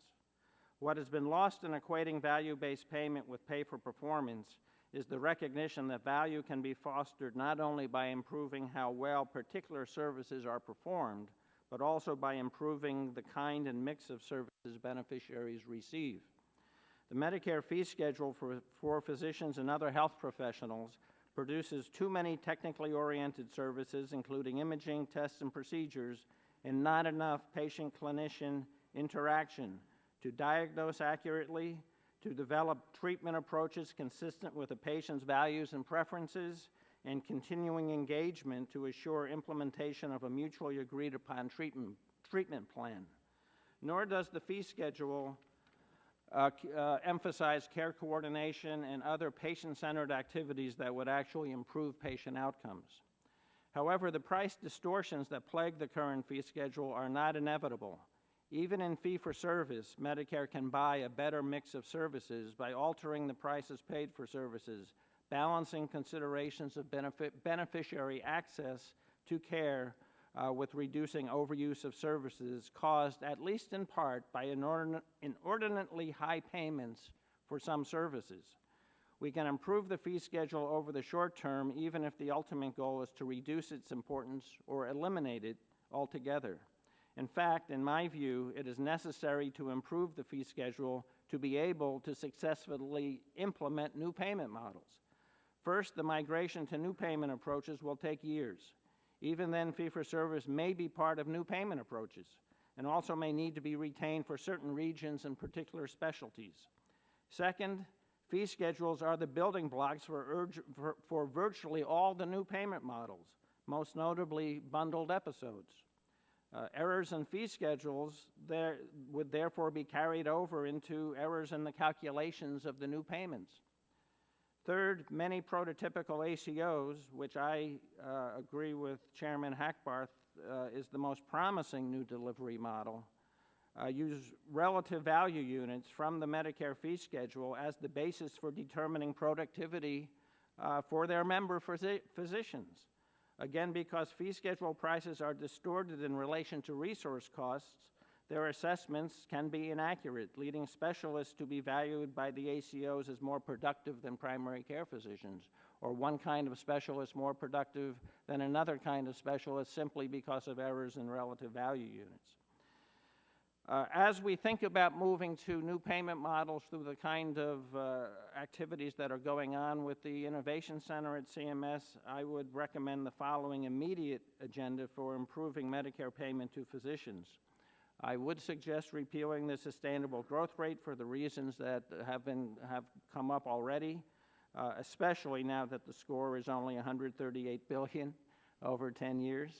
I would not implement a new volume control formula at this time, especially given that volume and intensity of services is remarkably low, at least at this moment, but rather permit CMS to more affirmatively modify prices to try to influence volume and intensity of services.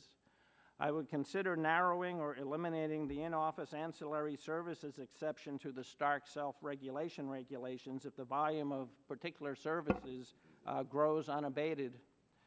I would revise the definitions of evaluation and management service codes to better describe the work physicians perform, especially for patients with chronic conditions and functional limitations, and also to decrease the current epidemic of upcoding that is taking place. And finally, I would reduce or eliminate the site of service differential, which pays hospitals much more for physician services than are paid to independent practices. separately recognizing the cost of unique hospital obligations and services hospitals uniquely provide. Thank you very much. Chair thanks, gentlemen. And Dr. Danberg, you're recognized 5 minutes to summarize your testimony. Thank you. I want to thank the committee for inviting me here today. I am a senior researcher at the RAND Corporation, and the focus of my work over the past decade has been looking to evaluate pay-for-performance or performance-based payment models. My remarks today address issues related to measuring the performance of physicians under these new payment models that will incentivize or tie payment to performance. And there are a number of issues or measurement issues that I want to call to your attention.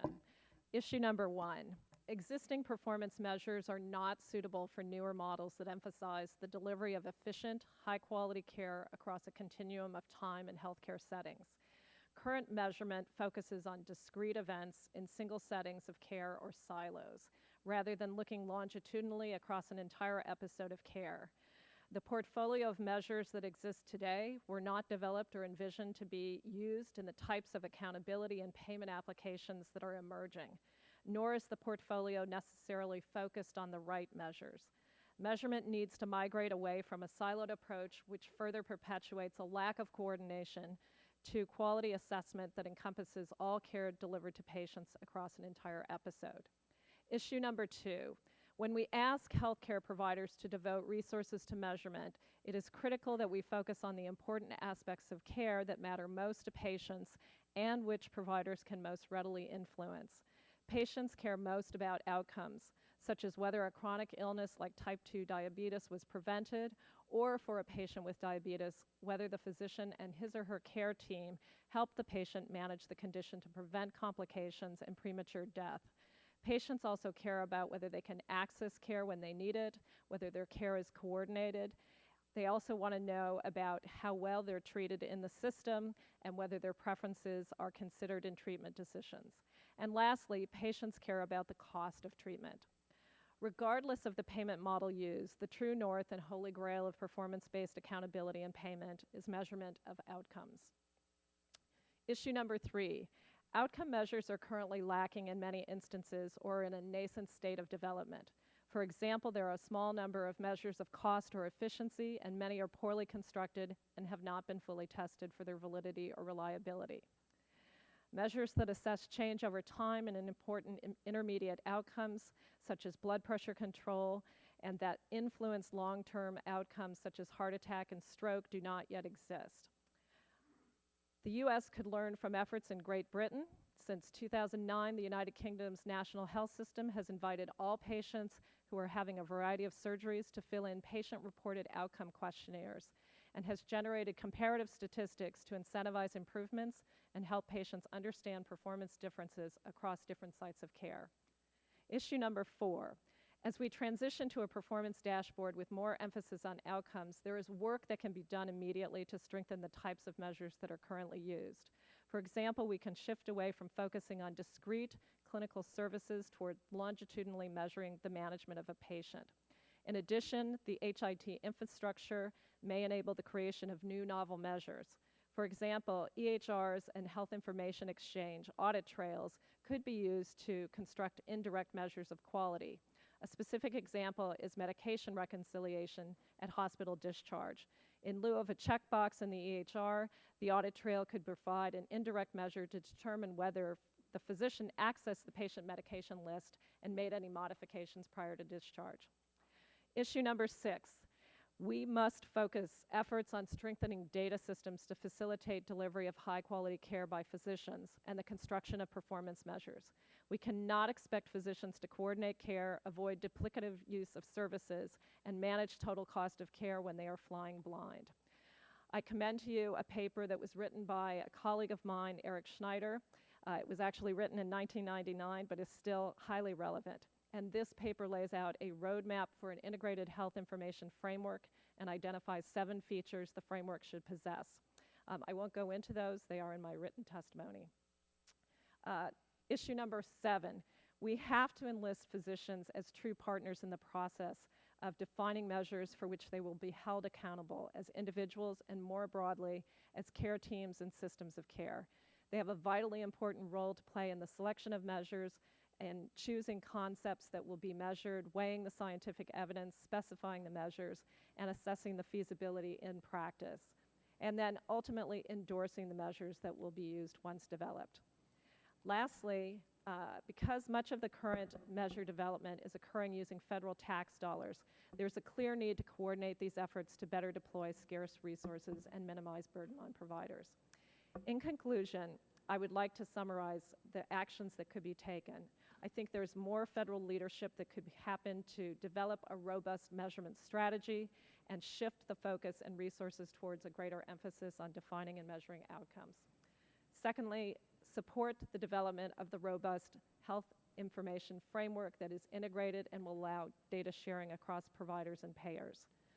Third, continue efforts to coordinate measurement development within and outside the federal government. Fourth, use a rigorous and transparent and inclusive process to develop measures. And I would just leave you with the thought that in addition to paying providers differentially, it's important to note that public transparency or public reporting can be a powerful incentive. Thank you much. Thank you very much. Chair thanks the gentlewoman, and that completes the opening statements. The second panel, I'll now begin questioning. Recognize myself 5 minutes for that purpose.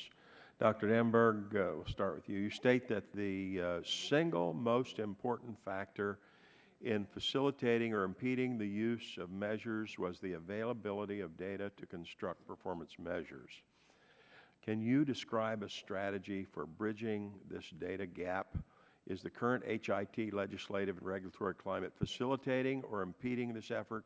If the latter, what changes do you suggest to remedy the current shortcomings?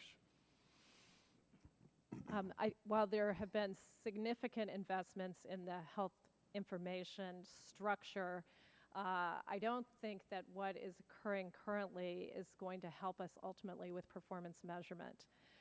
And that is in part because we have not identified the specific data elements, come up with standardized data definitions for those, and I think we are still a significant ways off from data sharing among the different partners, in part because of issues around security, privacy issues, and confidentiality of the data.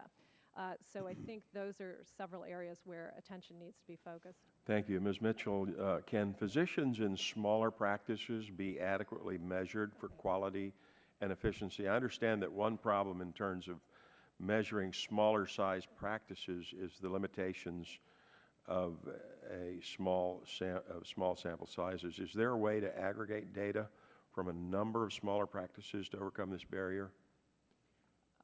I think it is incredibly important that we ensure that all measures are reliable and valid, and there will be sample size challenges to that. We could also look to patient-reported outcomes, however, functional status measures, patient experience measures. There are measures that can be used for smaller practices that are very relevant to other consumers. But it will be critical that all measures, especially if they're publicly reported or used for payment, are valid and reliable. Mr. Miller, there are a number of new payment reform models being developed, and as policymakers, we obviously can't incorporate all current and possible future models into one piece of legislation. Yet one lesson from the ACO experience is that if you make the model too prescriptive, it may preclude many providers from participating. Have you given thought as to how you might develop a policy to approve new payment reform models that has the proper balance of detail and flexibility? Yeah, as I outlined in my testimony, I think that if we have both a top-down and a bottom-up approach, we will be able to get a much richer set of models that are workable much more quickly than we do today. The problem that you saw with the ACO regulations was it was designed to be a one-size-fits-all approach. And so naturally there were a lot of concerns about how well it was going to work in all circumstances, but basically in the end it was one approach. And I think that what you need to distinguish is that it was one approach to payment called the Shared Savings Program. There are many different ways that you could create an accountable care organization, which I think is a very important model to think about. But you don't necessarily, the best model is not to do it through a shared savings program. So for example, there are many physician groups and IPAs around the country that did not want to participate in that particular program because they felt they were still being paid by fee-for-service with simply a shared savings add-on. But they did want to participate in the Pioneer ACO model because they had the capability to actually accept a risk-adjusted global payment and be able to significantly change care that way. So I think that's an example where if you actually let the providers come forward and define what they are willing and able to do, you will be able to get a different set of models, not in theory that you'd say we have to create a dozen models that maybe nobody wants, but you would actually have people coming forward saying, I know that I can improve care for beneficiaries and I can save money if you change the payment model in the following way. Thank you, Dr. Berenson. Given the fact that fee-for-service will be around and may even play a prominent role in future payment system, at least for the foreseeable future, how do we deal with spending in the fee-for-service segment of the system? In other words, how do we control for increases in the volume and intensity of services? Will we still need a system of spending targets and possible cuts? And if so, how should the targets be structured? Yeah, that's a very interesting question. I would point to the results of what happened when the Congress and the Deficit Reduction Act of 2005 correctly, in my opinion, reduced dramatically the spending for advanced imaging services like MRIs and CTs and PET scans. For reasons I don't quite understand, we were actually paying physician practices more than we were paying outpatient departments for those services. As part of the doc fix for that year, those payments were reduced. And what happened in addition to the savings from the prices coming down significantly, volume of those services over the subsequent years has actually moderated. And what I hear anecdotally is a lot of mid-sized practices that really had no business purchasing their own MRI machines and were doing so because of its profitability suddenly decided this was no longer a profitable thing to do. So what I've suggested in my testimony is that the Secretary should have somewhat greater authority to affect prices where there will also affect volume of services. I mean, physicians do respond. I mean, there's this notion that physicians simply respond to price reductions by increasing volume. That's too simplistic a notion. It varies by the service. I think we need to be much more sophisticated about seeing the relationship between price and volume. Chair thanks, gentlemen, and now yields to the ranking member 5 minutes for question. Ms. Plum. Thank you, Mr. Chairman. My question is of Dr. Berenson. While there's a consensus regarding the need to move to more value-based payment systems, no one seems to have a clear idea how far or for how we got from our current fee-for-service system, or how we go from our current fee-for-service system to some of the new payment reform models like the accountable care organizations. And as you point out in your written testimony, fee-for-service is actually the foundation for many of these new payment models. So I wanted to ask, if we want to improve the way we pay for fee-for-service, at the same time we're creating incentives for providers to move into new delivery and payment models, what would this transitional period look like? Well, I pretty much think we are in the transitional period now, even if we can't recognize it, because of all of the experimentation that is now going on. As Mr. Miller pointed out, we have both shared savings ACOs and risk-bearing ACOs that are being tested. We've got various models for bundled episodes being tested. The independence at home, which I think is a very important aspect, which would emphasize home care for frail elderly, medical homes, et cetera. I think what I said in my testimony is that it's going to take us a number of years to sort it out. I think we should be doing robust experimentation now. I support Harold's notion of having some bottom-up approaches that we would test. I also would endorse Chairman Hackbarth's notion that as we go through this transition, we need to make it we need to put pressure on the fee-for-service reimbursements. And part of what I suggested is in shifting more reimbursement to primary care or away from tests and procedures, we would be putting that pressure. Ultimately, we want to be in a place where physicians find it's in their own interest to want to move into a new organizational structure or accept new payments rather than stay in fee-for-service. I think most docs know that sort of unfettered fee-for-service with no incentives for collaboration and coordination probably is not the right payment model. So I think we are in the transition now, and happily, the volume and intensity of services and therefore CBO's estimates of future spending in Medicare has moderated significantly. So I think we can take the time to really do what's necessary to understand where we want to go at some point. I don't know if that's 5 years from now, 7 years from now. We would have to, at least on a regional basis, possibly on a national basis, say we now have enough confidence in an alternative payment model that we are really going to expect doctors to move to that, with the fee-for-service as sort of a legacy system for those who can't make the adjustment. All right, thanks. I'm going to try to get one more question in here for you and also for Ms. Mitchell. And Mr. Chairman, for this purpose, I wanted to ask unanimous consent to introduce in the record this letter from the National Partnerships for Women and Families, which I think you have. Okay. Without objection, so ordered. Thank you, Mr. Chairman. There's been a significant movement over the past decade towards the establishment of multi-stakeholder consensus processes for healthcare quality and performance measurement. And Mr. Chairman, this letter references the SGR proposal being circulated by the Republican Ways and Means as well as Energy and Commerce staff. And in that letter, the National Partnership raises a number of concerns about the role medical specialty societies are being given to develop and select quality and performance measures that would be the basis of their payment, and the apparent exclusion of other stakeholders, including consumers. They're concerned that this appears to reverse the positive trend over a number of years towards including a broader group of stakeholders in the process. So, Dr. Berenson and Ms. Mitchell, over recent years, there's been a lot of work developing consensus processes for development of quality and performance measures.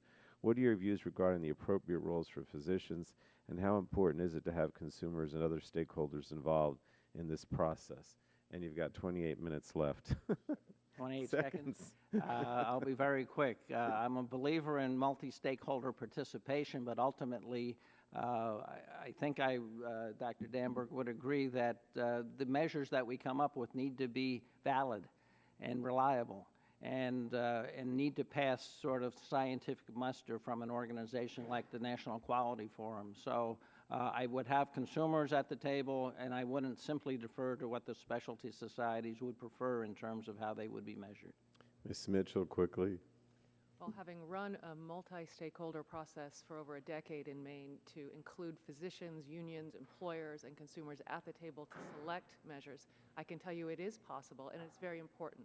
We have measurements now available that would not be if it were just for one stakeholder group. So it is challenging, but it is extremely important, and I think it absolutely can be done, and I think the National Quality Forum and their multi-stakeholder approach is very important. Thank you. Thank you, Mr. Chairman. Chair thanks the gentleman, and now recognize the Vice Chairman, Dr. Burgess, 5 minutes for questions. Thank you, Mr. Chairman. I want to thank our panelists for sticking with us through what has been a long but important hearing. Dr. Berenson, I was hoping you could help me with a couple of the points that you made, specifically point 3 and point 5. Point 3 being the in-office ancillary services, where you said you would target those. I presume that means reduce those. You would target those for fee reductions? Right, not for, well, I would want to see whether the reason that there is abuse in the in-office ancillary exception. We now have physicians like dermatologists and gastroenterologists who used to send their specimens out to an independent pathology lab are now doing those in-house under this exception.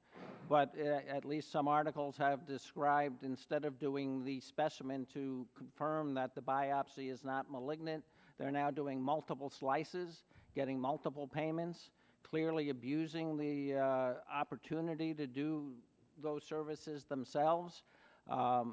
Imaging has been a major concern about the in-office exception with practices that are buying machines and then supplying them. So what we learned with the imaging example is if we reduce the over-generous payment, we reduce the incentive to do some of these services. So that's what I had in mind. I appreciate you paying attention to when we worked on the Deficit Reduction Act in 2005, because that was the work of this committee that led to that.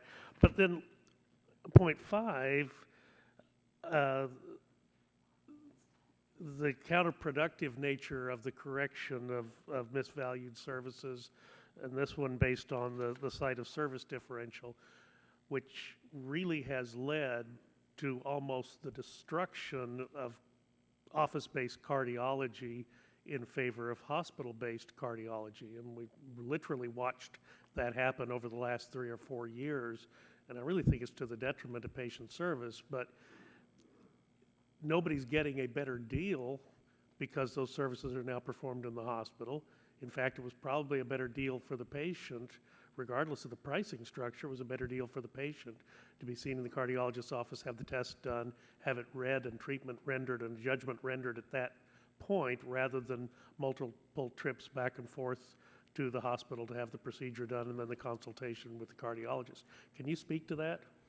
Yes, now there may be reasons for hospitals to employ physicians if they have a commitment to become an integrated delivery system and potentially an ACO, but a good reason is not to take advantage of the provider-based payments that provide, I would call windfall revenues for the hospital, raises the cost to Medicare, raises the cost-sharing obligations of beneficiaries, does, as you point out, sometimes lead to greater inconvenience. The hospitals say that they do have obligations that practices don't have. Standby capacity, 24/7 standby capacity, running emergency departments, seeing uninsured. I want to recognize those costs, but I want to recognize those costs in services, inpatient services or ED services, not in an outpatient service that can be done just as well at the same, roughly the same cost in a doctor's office. So I agree with you. I think it is unfortunate that we have had a huge migration of cardiologists out of office to become hospital employees, not to be providing higher quality or efficiency, but to take advantage of this site of service payment anomaly. Well, we've come to an unfortunate place in our country where it is prohibited for a doctor to own a hospital, but hospitals can own doctors. And that, to me, has put entirely the wrong incentives out there. Well, we do have some multi-specialty group practices that own the hospital. But under the Affordable Care Act, as far as developing a new facility, that can't happen. Yeah. Which really seems unfortunate because of the fact that you and I hold a professional degree. We are precluded from entering a business practice. The issues there relate to whether the physician-owned hospitals were in a position to cherry-pick the patients, and MedPAC and others provided reports. It's a difficult issue. Yeah, and it's not as clear-cut as that. I mean, a very clear article on that written in Health Affairs in March of 2008 by me, which said the most valuable thing I have is my time, and if I've got an uninsured patient and I can take care of them at an outpatient surgery site, and my time is valued by that outpatient surgery site, I'm actually ahead, even though I didn't make any money that day, and the facility didn't make any money. It didn't cost me the vast investment of time that it would cost me to wait in line behind a hospital surgery schedule. Separate point, I didn't mean to bring that up, but you forced me. Dr. Danberg, let me ask you a quick question. You just referenced that patients care about the cost of care. Did I hear you right when you said that? That's correct. Well, now the Commonwealth folks came out just earlier this month and said that activated patients cared about the cost of their care. And, well, I don't really want to get into the nuances of what an activated patient is. Certainly that patient who has a financial interest, a health savings account owner, for example, in my estimation, would be an activated patient. So that would be a patient who cared about the cost of care. In my experience as a physician, when someone came in and I recommended a test or procedure. The next question was, doctor, is it really necessary? Doctor, is it safe? The next question was, doctor, does my insurance cover it? If the answer to that question was yes, there was very little other curiosity about anything else. So am I wrong in thinking that way? Let me give you a little story from California, from where I hail. So a colleague... Well, let's do real life, not California. Well, I think the example holds the rest of the country. So someone that I know needed to have cataract surgery, and he looked within a particular zip code and found variation in terms of the amount of money it would cost to do this procedure, ranging from $3,500 to $11,000. And given that he is financially at risk for a portion of that payment, that starts to have significant implications. Hence the activated patient concept. Right. And I think what you see on the private sector side now is movement toward what's called reference-based pricing. And so what health plans are doing on behalf of employers is going out and doing that work to try to understand these pricing differentials, make that available to consumers. Yeah, and help probably them better if the understand. patient's involved in that, not the employer. And we can, perhaps I'll generate a question for a written question for the record that I'll ask you on that. Thank you. The chair recognizes Mr. Sarbanes. Thank you, Mr. Chairman. Dr. Berenson, when do you think we realized, had this epiphany, or has it been a slow process of gaining realization that we needed to start moving from this fee-for-service system to something different? I mean, how long have we been kind of trapped in this old system, even though we've been able to see that we got to move in a different direction? Well, what's interesting is, in fact, 2 decades ago, it didn't have the label value-based payment, but the system, when I was practicing medicine in the 80s and into the 90s, we had global payments as a common payment method. The U.S. healthcare model that HMOs were paying doctors on the East Coast basically had pay for performance, but with shared savings. 25% of my capitation was withheld, and I got it back only if the costs of all of my patients, all of their costs, were below a certain amount. So in fact, we have been doing these new payment models. I think it came a cropper because of the managed care backlash and some problems. We then reverted back, I think, to the early part of the last decade to sort of traditional fee-for-service, traditional freedom of choice. And then once we got over that backlash and began to look again and said costs are really going up, there were a couple of seminal articles suggesting that quality wasn't terrific. I think we came back But I guess to those models. I mean, one difference now is that the better management that you're trying to incentivize is going into the hands of the providers more. At least that's the hope and expectation here. Well, I think that's right, although I would point to the California delegated capitation model has been alive and reasonably well. It had problems in the 90s for over 2 decades, where providers, doctors mostly in control. That is what we are now trying to do in Medicare with ACOs, and I think that is a good idea. What is new, I think, in the last couple of decades is we have much better data systems now to track performance, and we actually do have the beginnings of quality measurement, beginning to focus on outcomes, which we did not have. One of the reasons for the managed care backlash was the perception that at-risk medical groups had an incentive to stint on care, and patients, members of health plans, were concerned that they would get shortchanged. We now have some ability to monitor that that's not going on. So I think we're in a better position to do what was tried a couple of decades ago. Let me ask you this question. If you could, obviously this transition is going to be a heavy lift, and there's going to have to be a lot of research behind it in terms of changing these RVUs and coming up with new codes and everything. But if we could snap our fingers and know tomorrow what that new methodology would be based on all of the research and everything. So you said, we know what it is, now we have to deploy it. how long do you think it's going to take for that phase, just to kind of, as a practical matter, implement something if you already knew what it was today? Oh, I see. I guess one of the decision, there are a couple of sort of core decisions that would have to be made. One is, do we put in a payment system nationally that everybody's going to participate in, or can we roll this out by region as different regions demonstrate an ability to move? If we have the flexibility to do the latter, I think then it's much easier to do. Some states and areas within states are really ready, I would argue, for really new payment models and new delivery. Other places are not. So that's one issue. Another is whether the threshold question of whether we are providing options for physicians to opt into, or whether we're going to make it mandatory.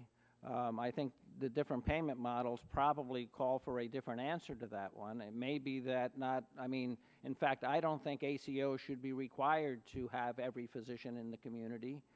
They would have credentialing criteria as to who really meets the expectations of the ACO. It may be some docs would not be in. Other payment models, like a bundled episode, I have trouble imagining that that would be sort of voluntary. I think if we find that it works, we're going to implement it. I don't know, 3 to 5 years would be my guess. If we knew today that this is where we wanted to go, I would say something like 3 to 5 years to put it in.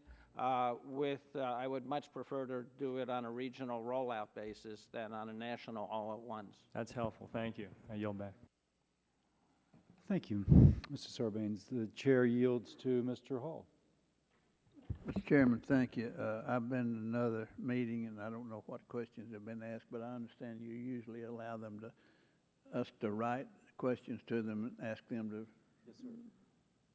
answer them at a reasonable time. Correct. 2 or 3 weeks. Correct. Thank you, Mr. Chairman. Okay. The chair yields to Dr. Gingrey. Mr. Chairman, thank you. I also have had to step out, and I apologize for that. But in the last panel, Mr. Hackbarth, I asked him about burdens to real reform, specifically IPAB. And I look to engage this panel on the same question. What administrative and legislative burdens are in place today? IPAB, obviously, a legislative burden, as I see it, hinder the development of lasting reform, and how can we proactively work to remove these barriers to achieve better patient outcomes at a lower cost? Let me start from right to left. Dr. Dahlberg, is it? Danberg, would you start? And then each one of you, if you respond to that in regard to specifically IPAB, I want you to address that.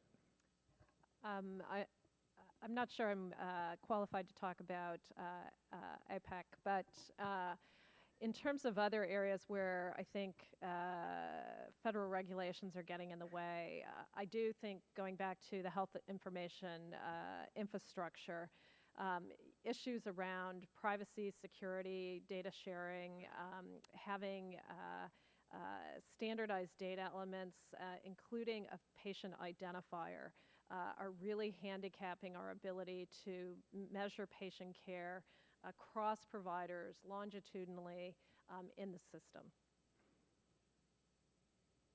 Yes.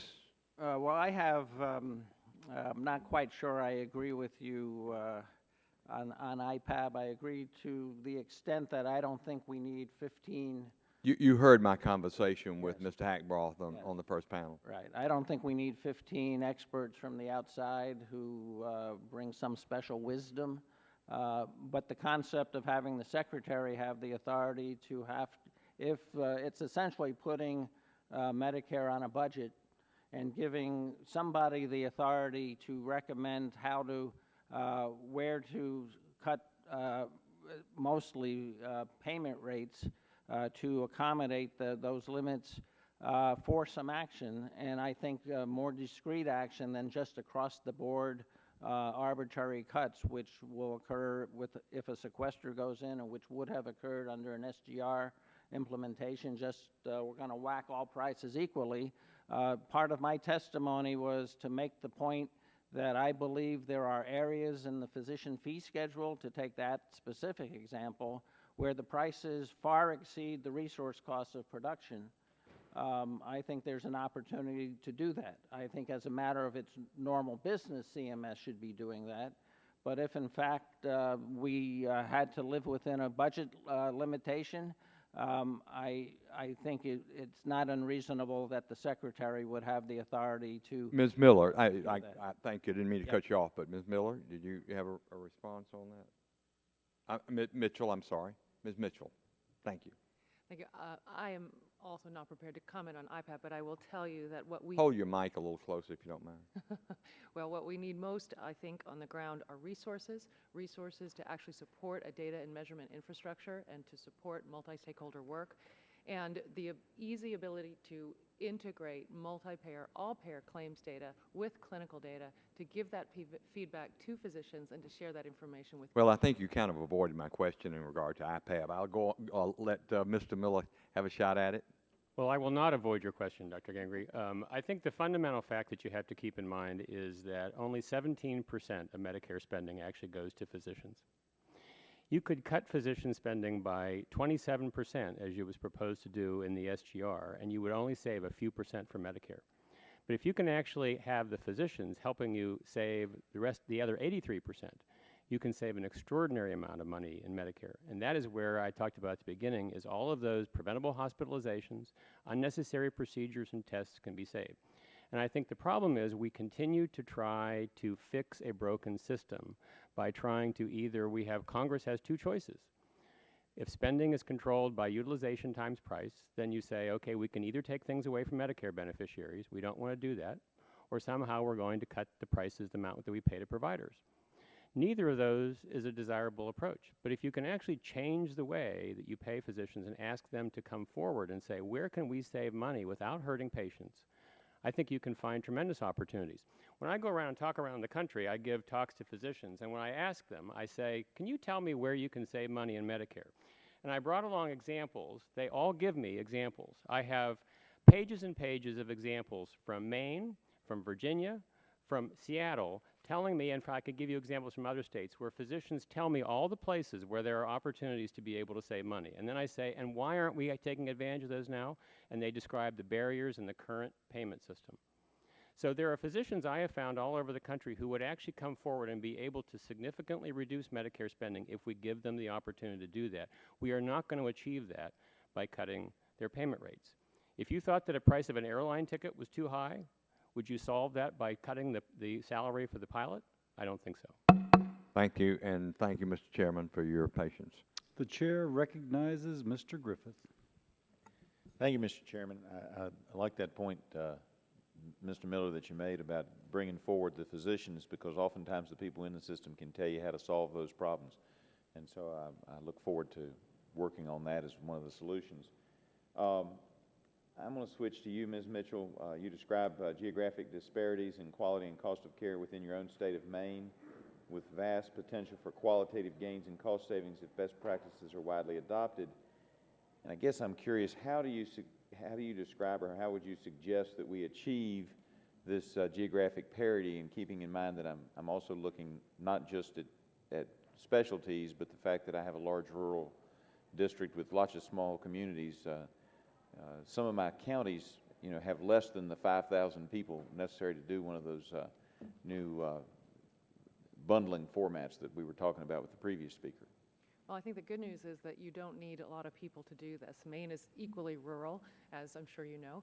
Yep. And what we were able to do was bring physicians, employers, patients together to look at the data and really look at the variation.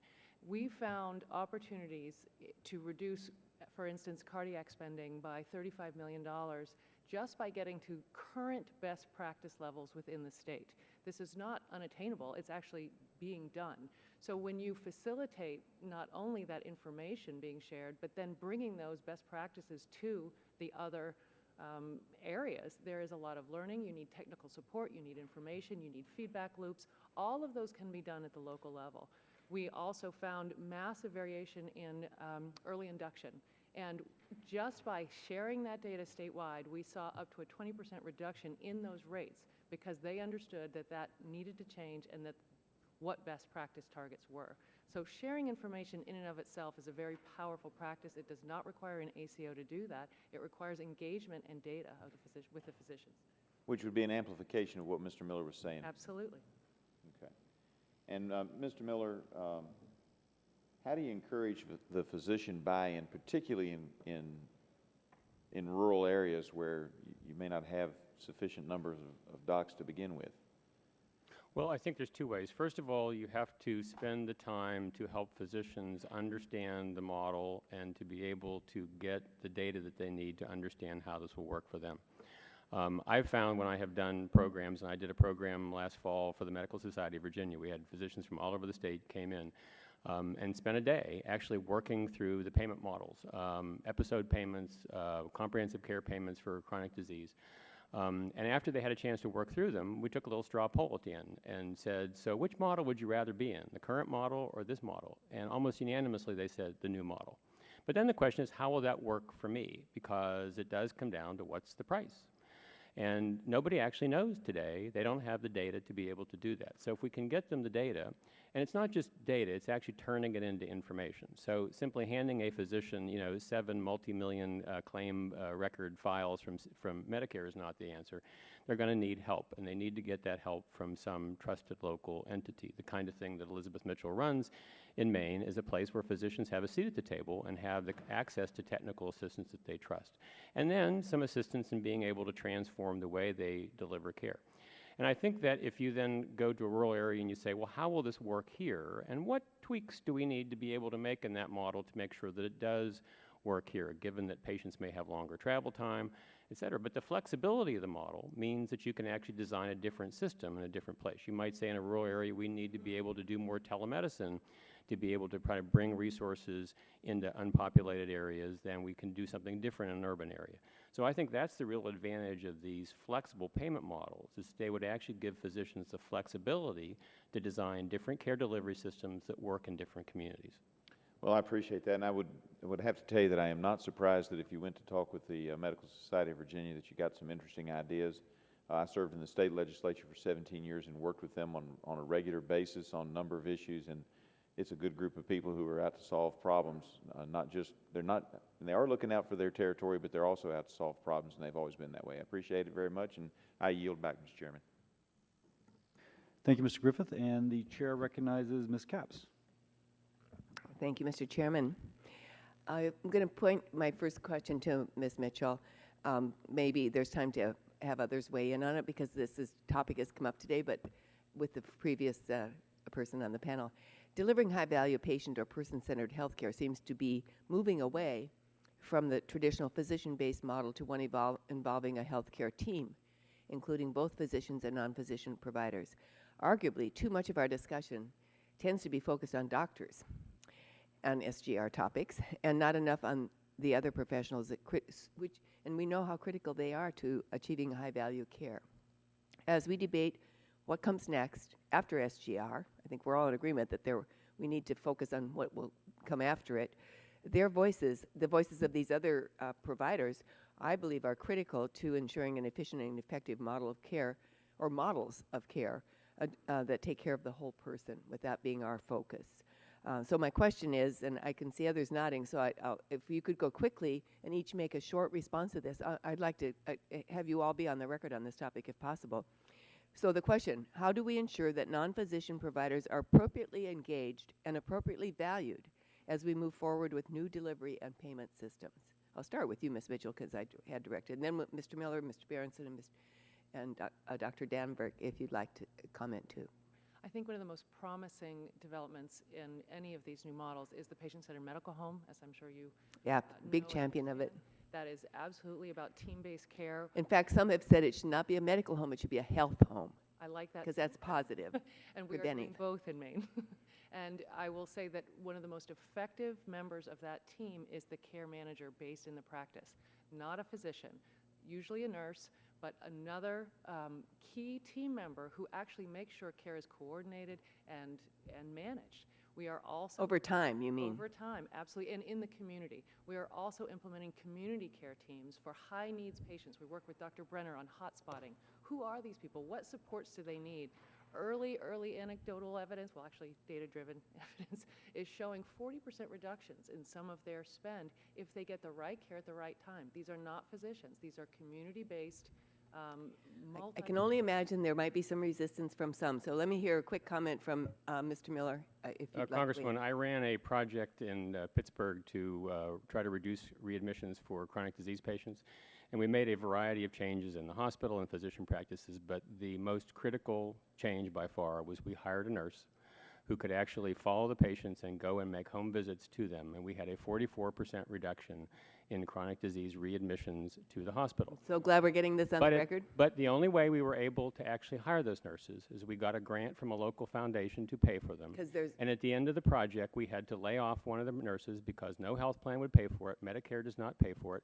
We were fortunate enough that in one case, the hospital was willing to pick up that nurse to be able to continue to work with the PCPs and the patients. It surely does That is the indicate to issue, me. the flexibility of the models. I think when I talk to physicians all over the country, they would love to be able to hire a nurse to be able to do this work. They are not reimbursed for it. Mr. Chairman, in response to this, I surely hope this is a topic that we can continue to get engaged in. I don't pretend to have the answers. And just because I'm a nurse, and certainly do appreciate your comment, Mr. Miller, it isn't just about nurses. And you being a doctor, I know can understand that it is really about who we're focusing on in this kind of model. Dr. But I would Berenson. also just add quickly, the nurse worked with the physician. Of course. The nurse did not work for a health plan, was not working in some disconnected Oh, fashion. she was They a were nurse. working as part of a team with the physicians, Okay. but it added that critical element that the physicians could not do on their own. And reduce the cost that much. Wow. Dr. Berenson. Three quick points. One is that fee-for-service is really a problem because somebody has to make a rule as to is a nurse practitioner working incident to or independently. Exactly. And they're arbitrary and they don't work. There's a lot to work at. That's why this is going to take, even from us, and there are other people who will want to weigh in, a lot of discussion, many hearings, hopefully, on this Second, topic. I've just completed doing a number of interviews around advanced primary care. Some people prefer that term to either health home or medical home. There was a focus group that said, a woman said, let's see, medical home, funeral home, is that what you're talking about? Yeah, nursing home, funeral home? Gotcha. So there's a labeling issue I don't think we have to get into, but the docs all said the real advantage that they have gotten as part of the multi-payer advanced primary care was being able to hire a care manager nurse to work with the really frail seniors and keep them out of the hospital. And the final thing, very simply, is if we have a global payment to an organization, they can decide who the personnel should be. And I think nurses and other non-physicians will do very well in that calculation. It's not somebody in Baltimore or Washington telling them what their mix of staffing would be. And I might even say maybe that person is the right one to decide it, but there might be somebody else too, but certainly local rather than some other place. And I know I'm out of time, but because I think I might be the last person to ask questions, would you mind? I'd just love to get the fourth viewpoint on this. Thanks. Thank you. I would echo Mr. Miller's comments. One of the things that I've seen in California, there are the Center for Medicare and Medicaid Services Innovation grants going on. And Yes. Some of those involve the use of nurse case managers and other personnel. And one of the things, those models are supposed to become self-sustaining over time. That's the challenge. I think the focus right now in those different evaluation or those projects is, is Medicare going to change its payment policy such that we can continue to hire these personnel beyond the life of this project? That might be the very next subject for a hearing. Not that it would be my decision, but it might be a suggestion that is coming apparently from this team. So I yield back my time. Thank you. Mr. Gingrey Dr. Gingrey has a quick question or comment. Mr. Chairman, a unanimous consent request to briefly ask of Mr. Miller. At the end of my line of questioning, you had indicated there were some barriers to these multitude of ideas that you showed us in your legal papers in regard to physicians not being able to share that information that you've gleaned. If you would submit to the committee maybe a list of some of those impediments to them being able to share that information, because I think it'd be very, very helpful to us as we go forward. Well, the barriers are for them to actually implement the changes that would be necessary to save, but I would be happy to share those. I think you would find it very insightful to see the range of different opportunities for savings that physicians identify. But it all comes back in many cases to the payment system that does not actually allow that to happen. It's not an issue of incentives. It's the fact that there are genuine barriers and restrictions, like the fact that a nurse does not get paid for today. That is a barrier. Yeah, and so within a week or two, if you could do that, I would appreciate it. Mr. Chairman, thank you very much. Okay, thank you. The chair recognizes Mr. Bilrakis. Mr. Chairman, I appreciate it very much, and I want to thank Chairman Pitts and Chairman Upton for giving me the opportunity to serve on this very important committee.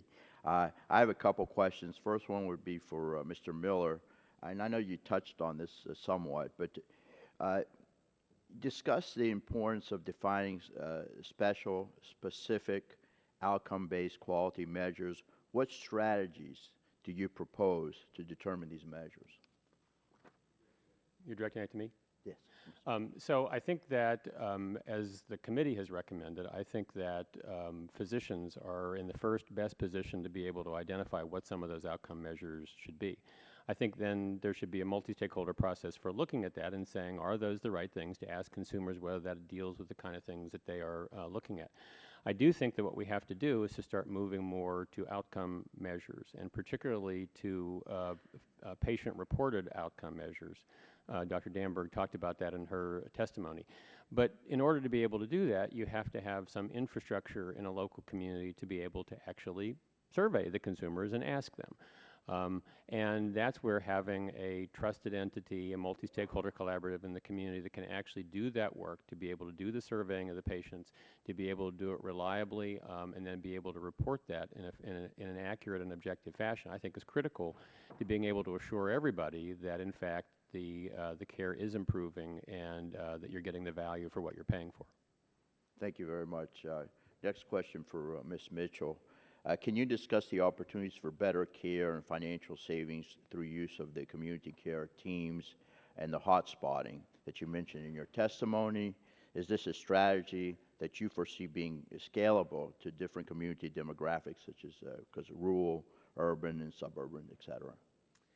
Certainly, I think it's imminently scalable, and it's probably not even that expensive, because these are teams of nurses or even lay people at some times.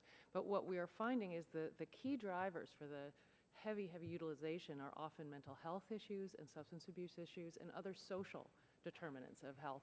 So to be in the community and understand what the barriers are to these people actually getting better and not having to return to the hospital over and over again, it's not high tech, it's really working with the individuals. And I think it's not only scalable, but really urgent to do exactly that.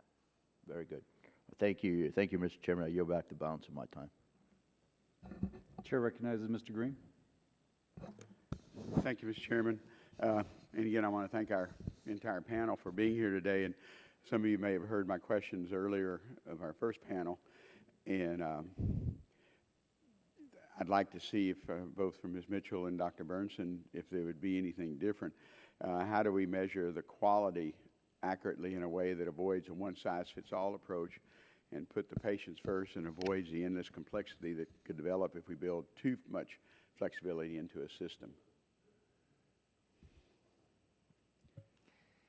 Thank you. I think you have heard repeatedly, and I certainly concur, that outcome measures are the holy grail.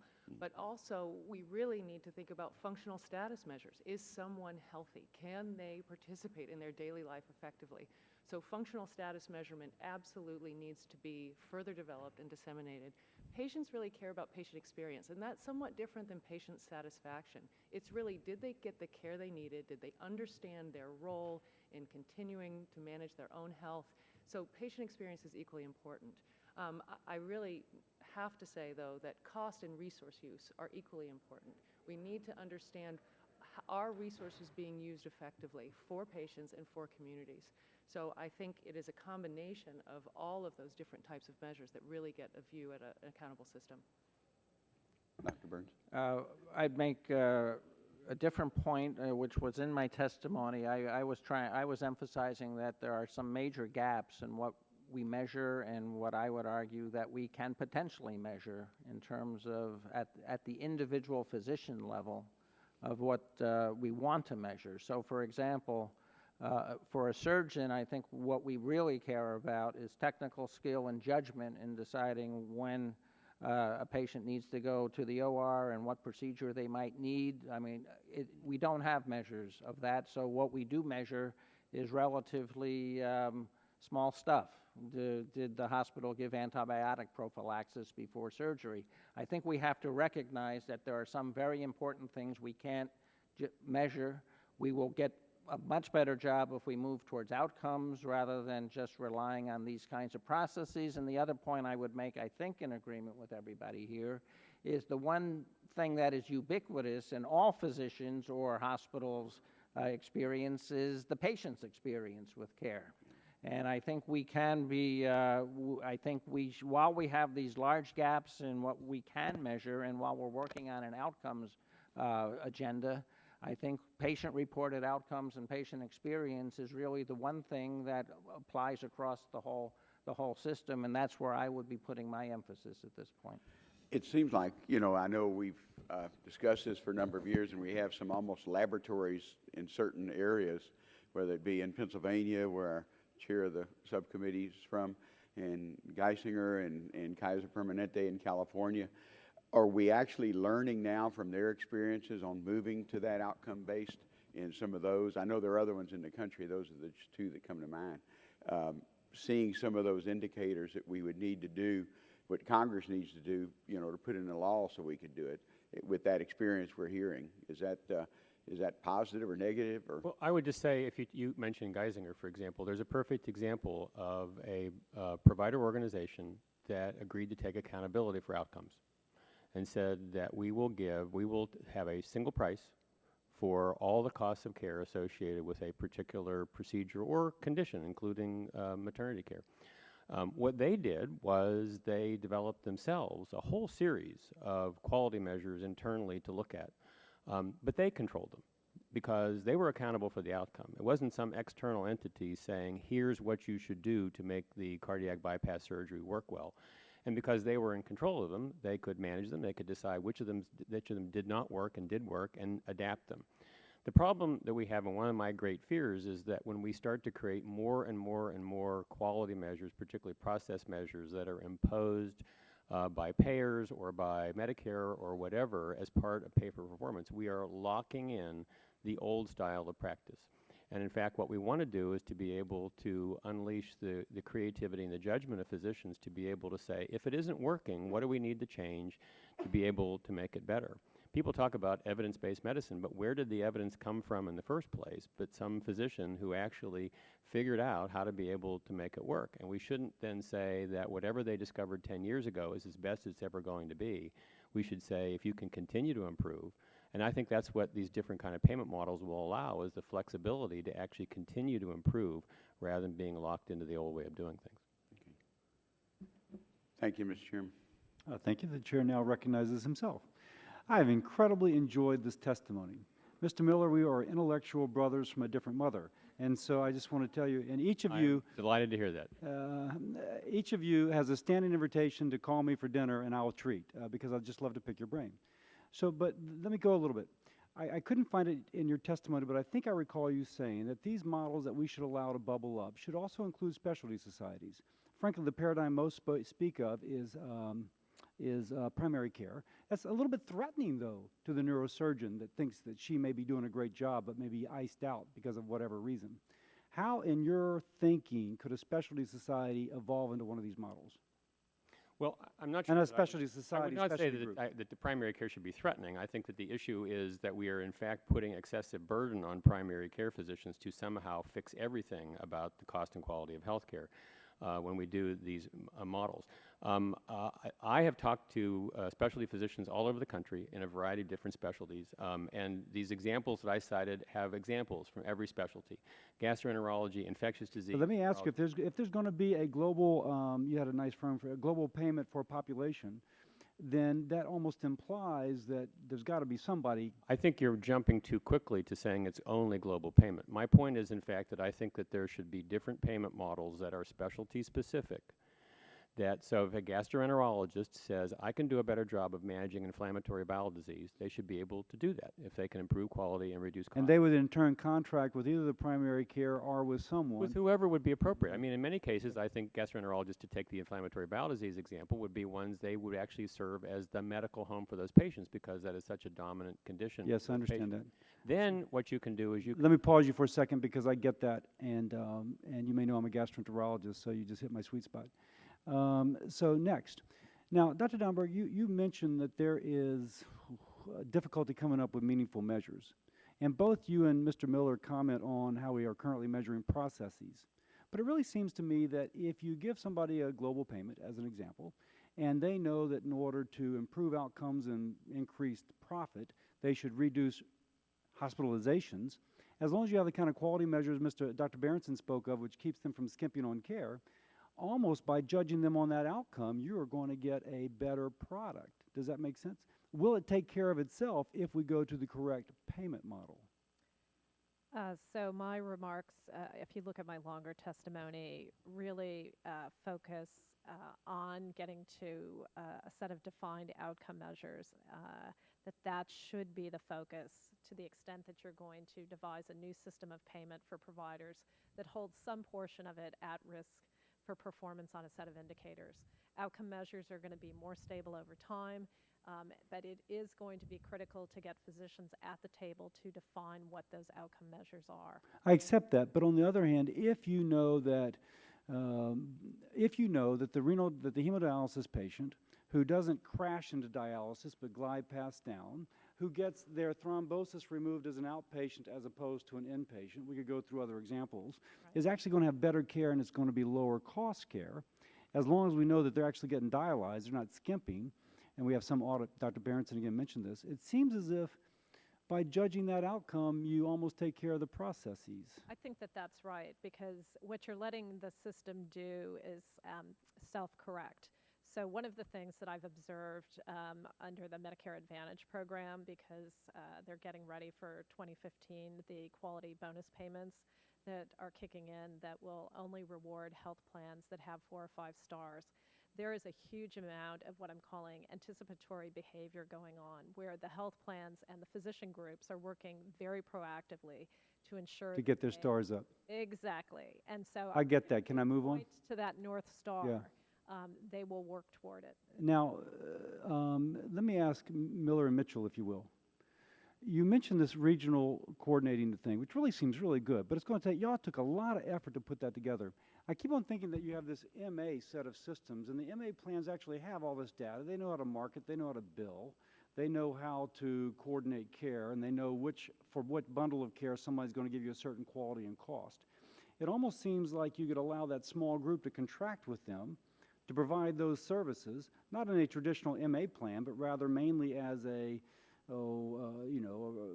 management program, if you will, a data management program, and perhaps a provider of reinsurance. Any thoughts on that? I think what you will see increasingly in the future is a complete flip. You will not have doctors being subcontractors to health plans, but health plans being subcontractors to physicians to provide the services that they need. In fact, if you look around the country, there's only 11 Medicare Advantage plans in the country that are 5-star, 10 of them are provider-owned, and most of the 4.5-star plans are also provider-owned. So I think there's that opportunity to do that. And I would say you should, the Louisiana Healthcare Quality Forum is a multi-stakeholder collaborative in Louisiana that's working on trying to do this. What all the collaboratives have is the problem of getting any recognition from the federal government that they exist and to be able to give them the support to be able to work with physicians. Now, but if you do the subcontracting with the MA plan, it almost seems as if you supplant the need for a public entity, but rather you have a private entity that can then take that role. You could conceivably have a situation in the future where you have provider-driven plans selling policies to patients, and you would not have traditional Medicare fee-for-service at all anymore. Yeah. Okay. Y'all have been very helpful. Let me dig out and say what I'm supposed to say at the very end. This is it? Okay. Thank you all. At this time, I'd like to ask unanimous consent to have a statement from the American Medical Association and the American College of Physicians included in the record. Without objection, so ordered. I remind members that they have 10 business days to submit questions for the record, and I ask the witnesses to respond to the questions promptly. Members should submit their questions by the close of business on Thursday, February 28th. Without objection, the subcommittee is adjourned. Thank you again.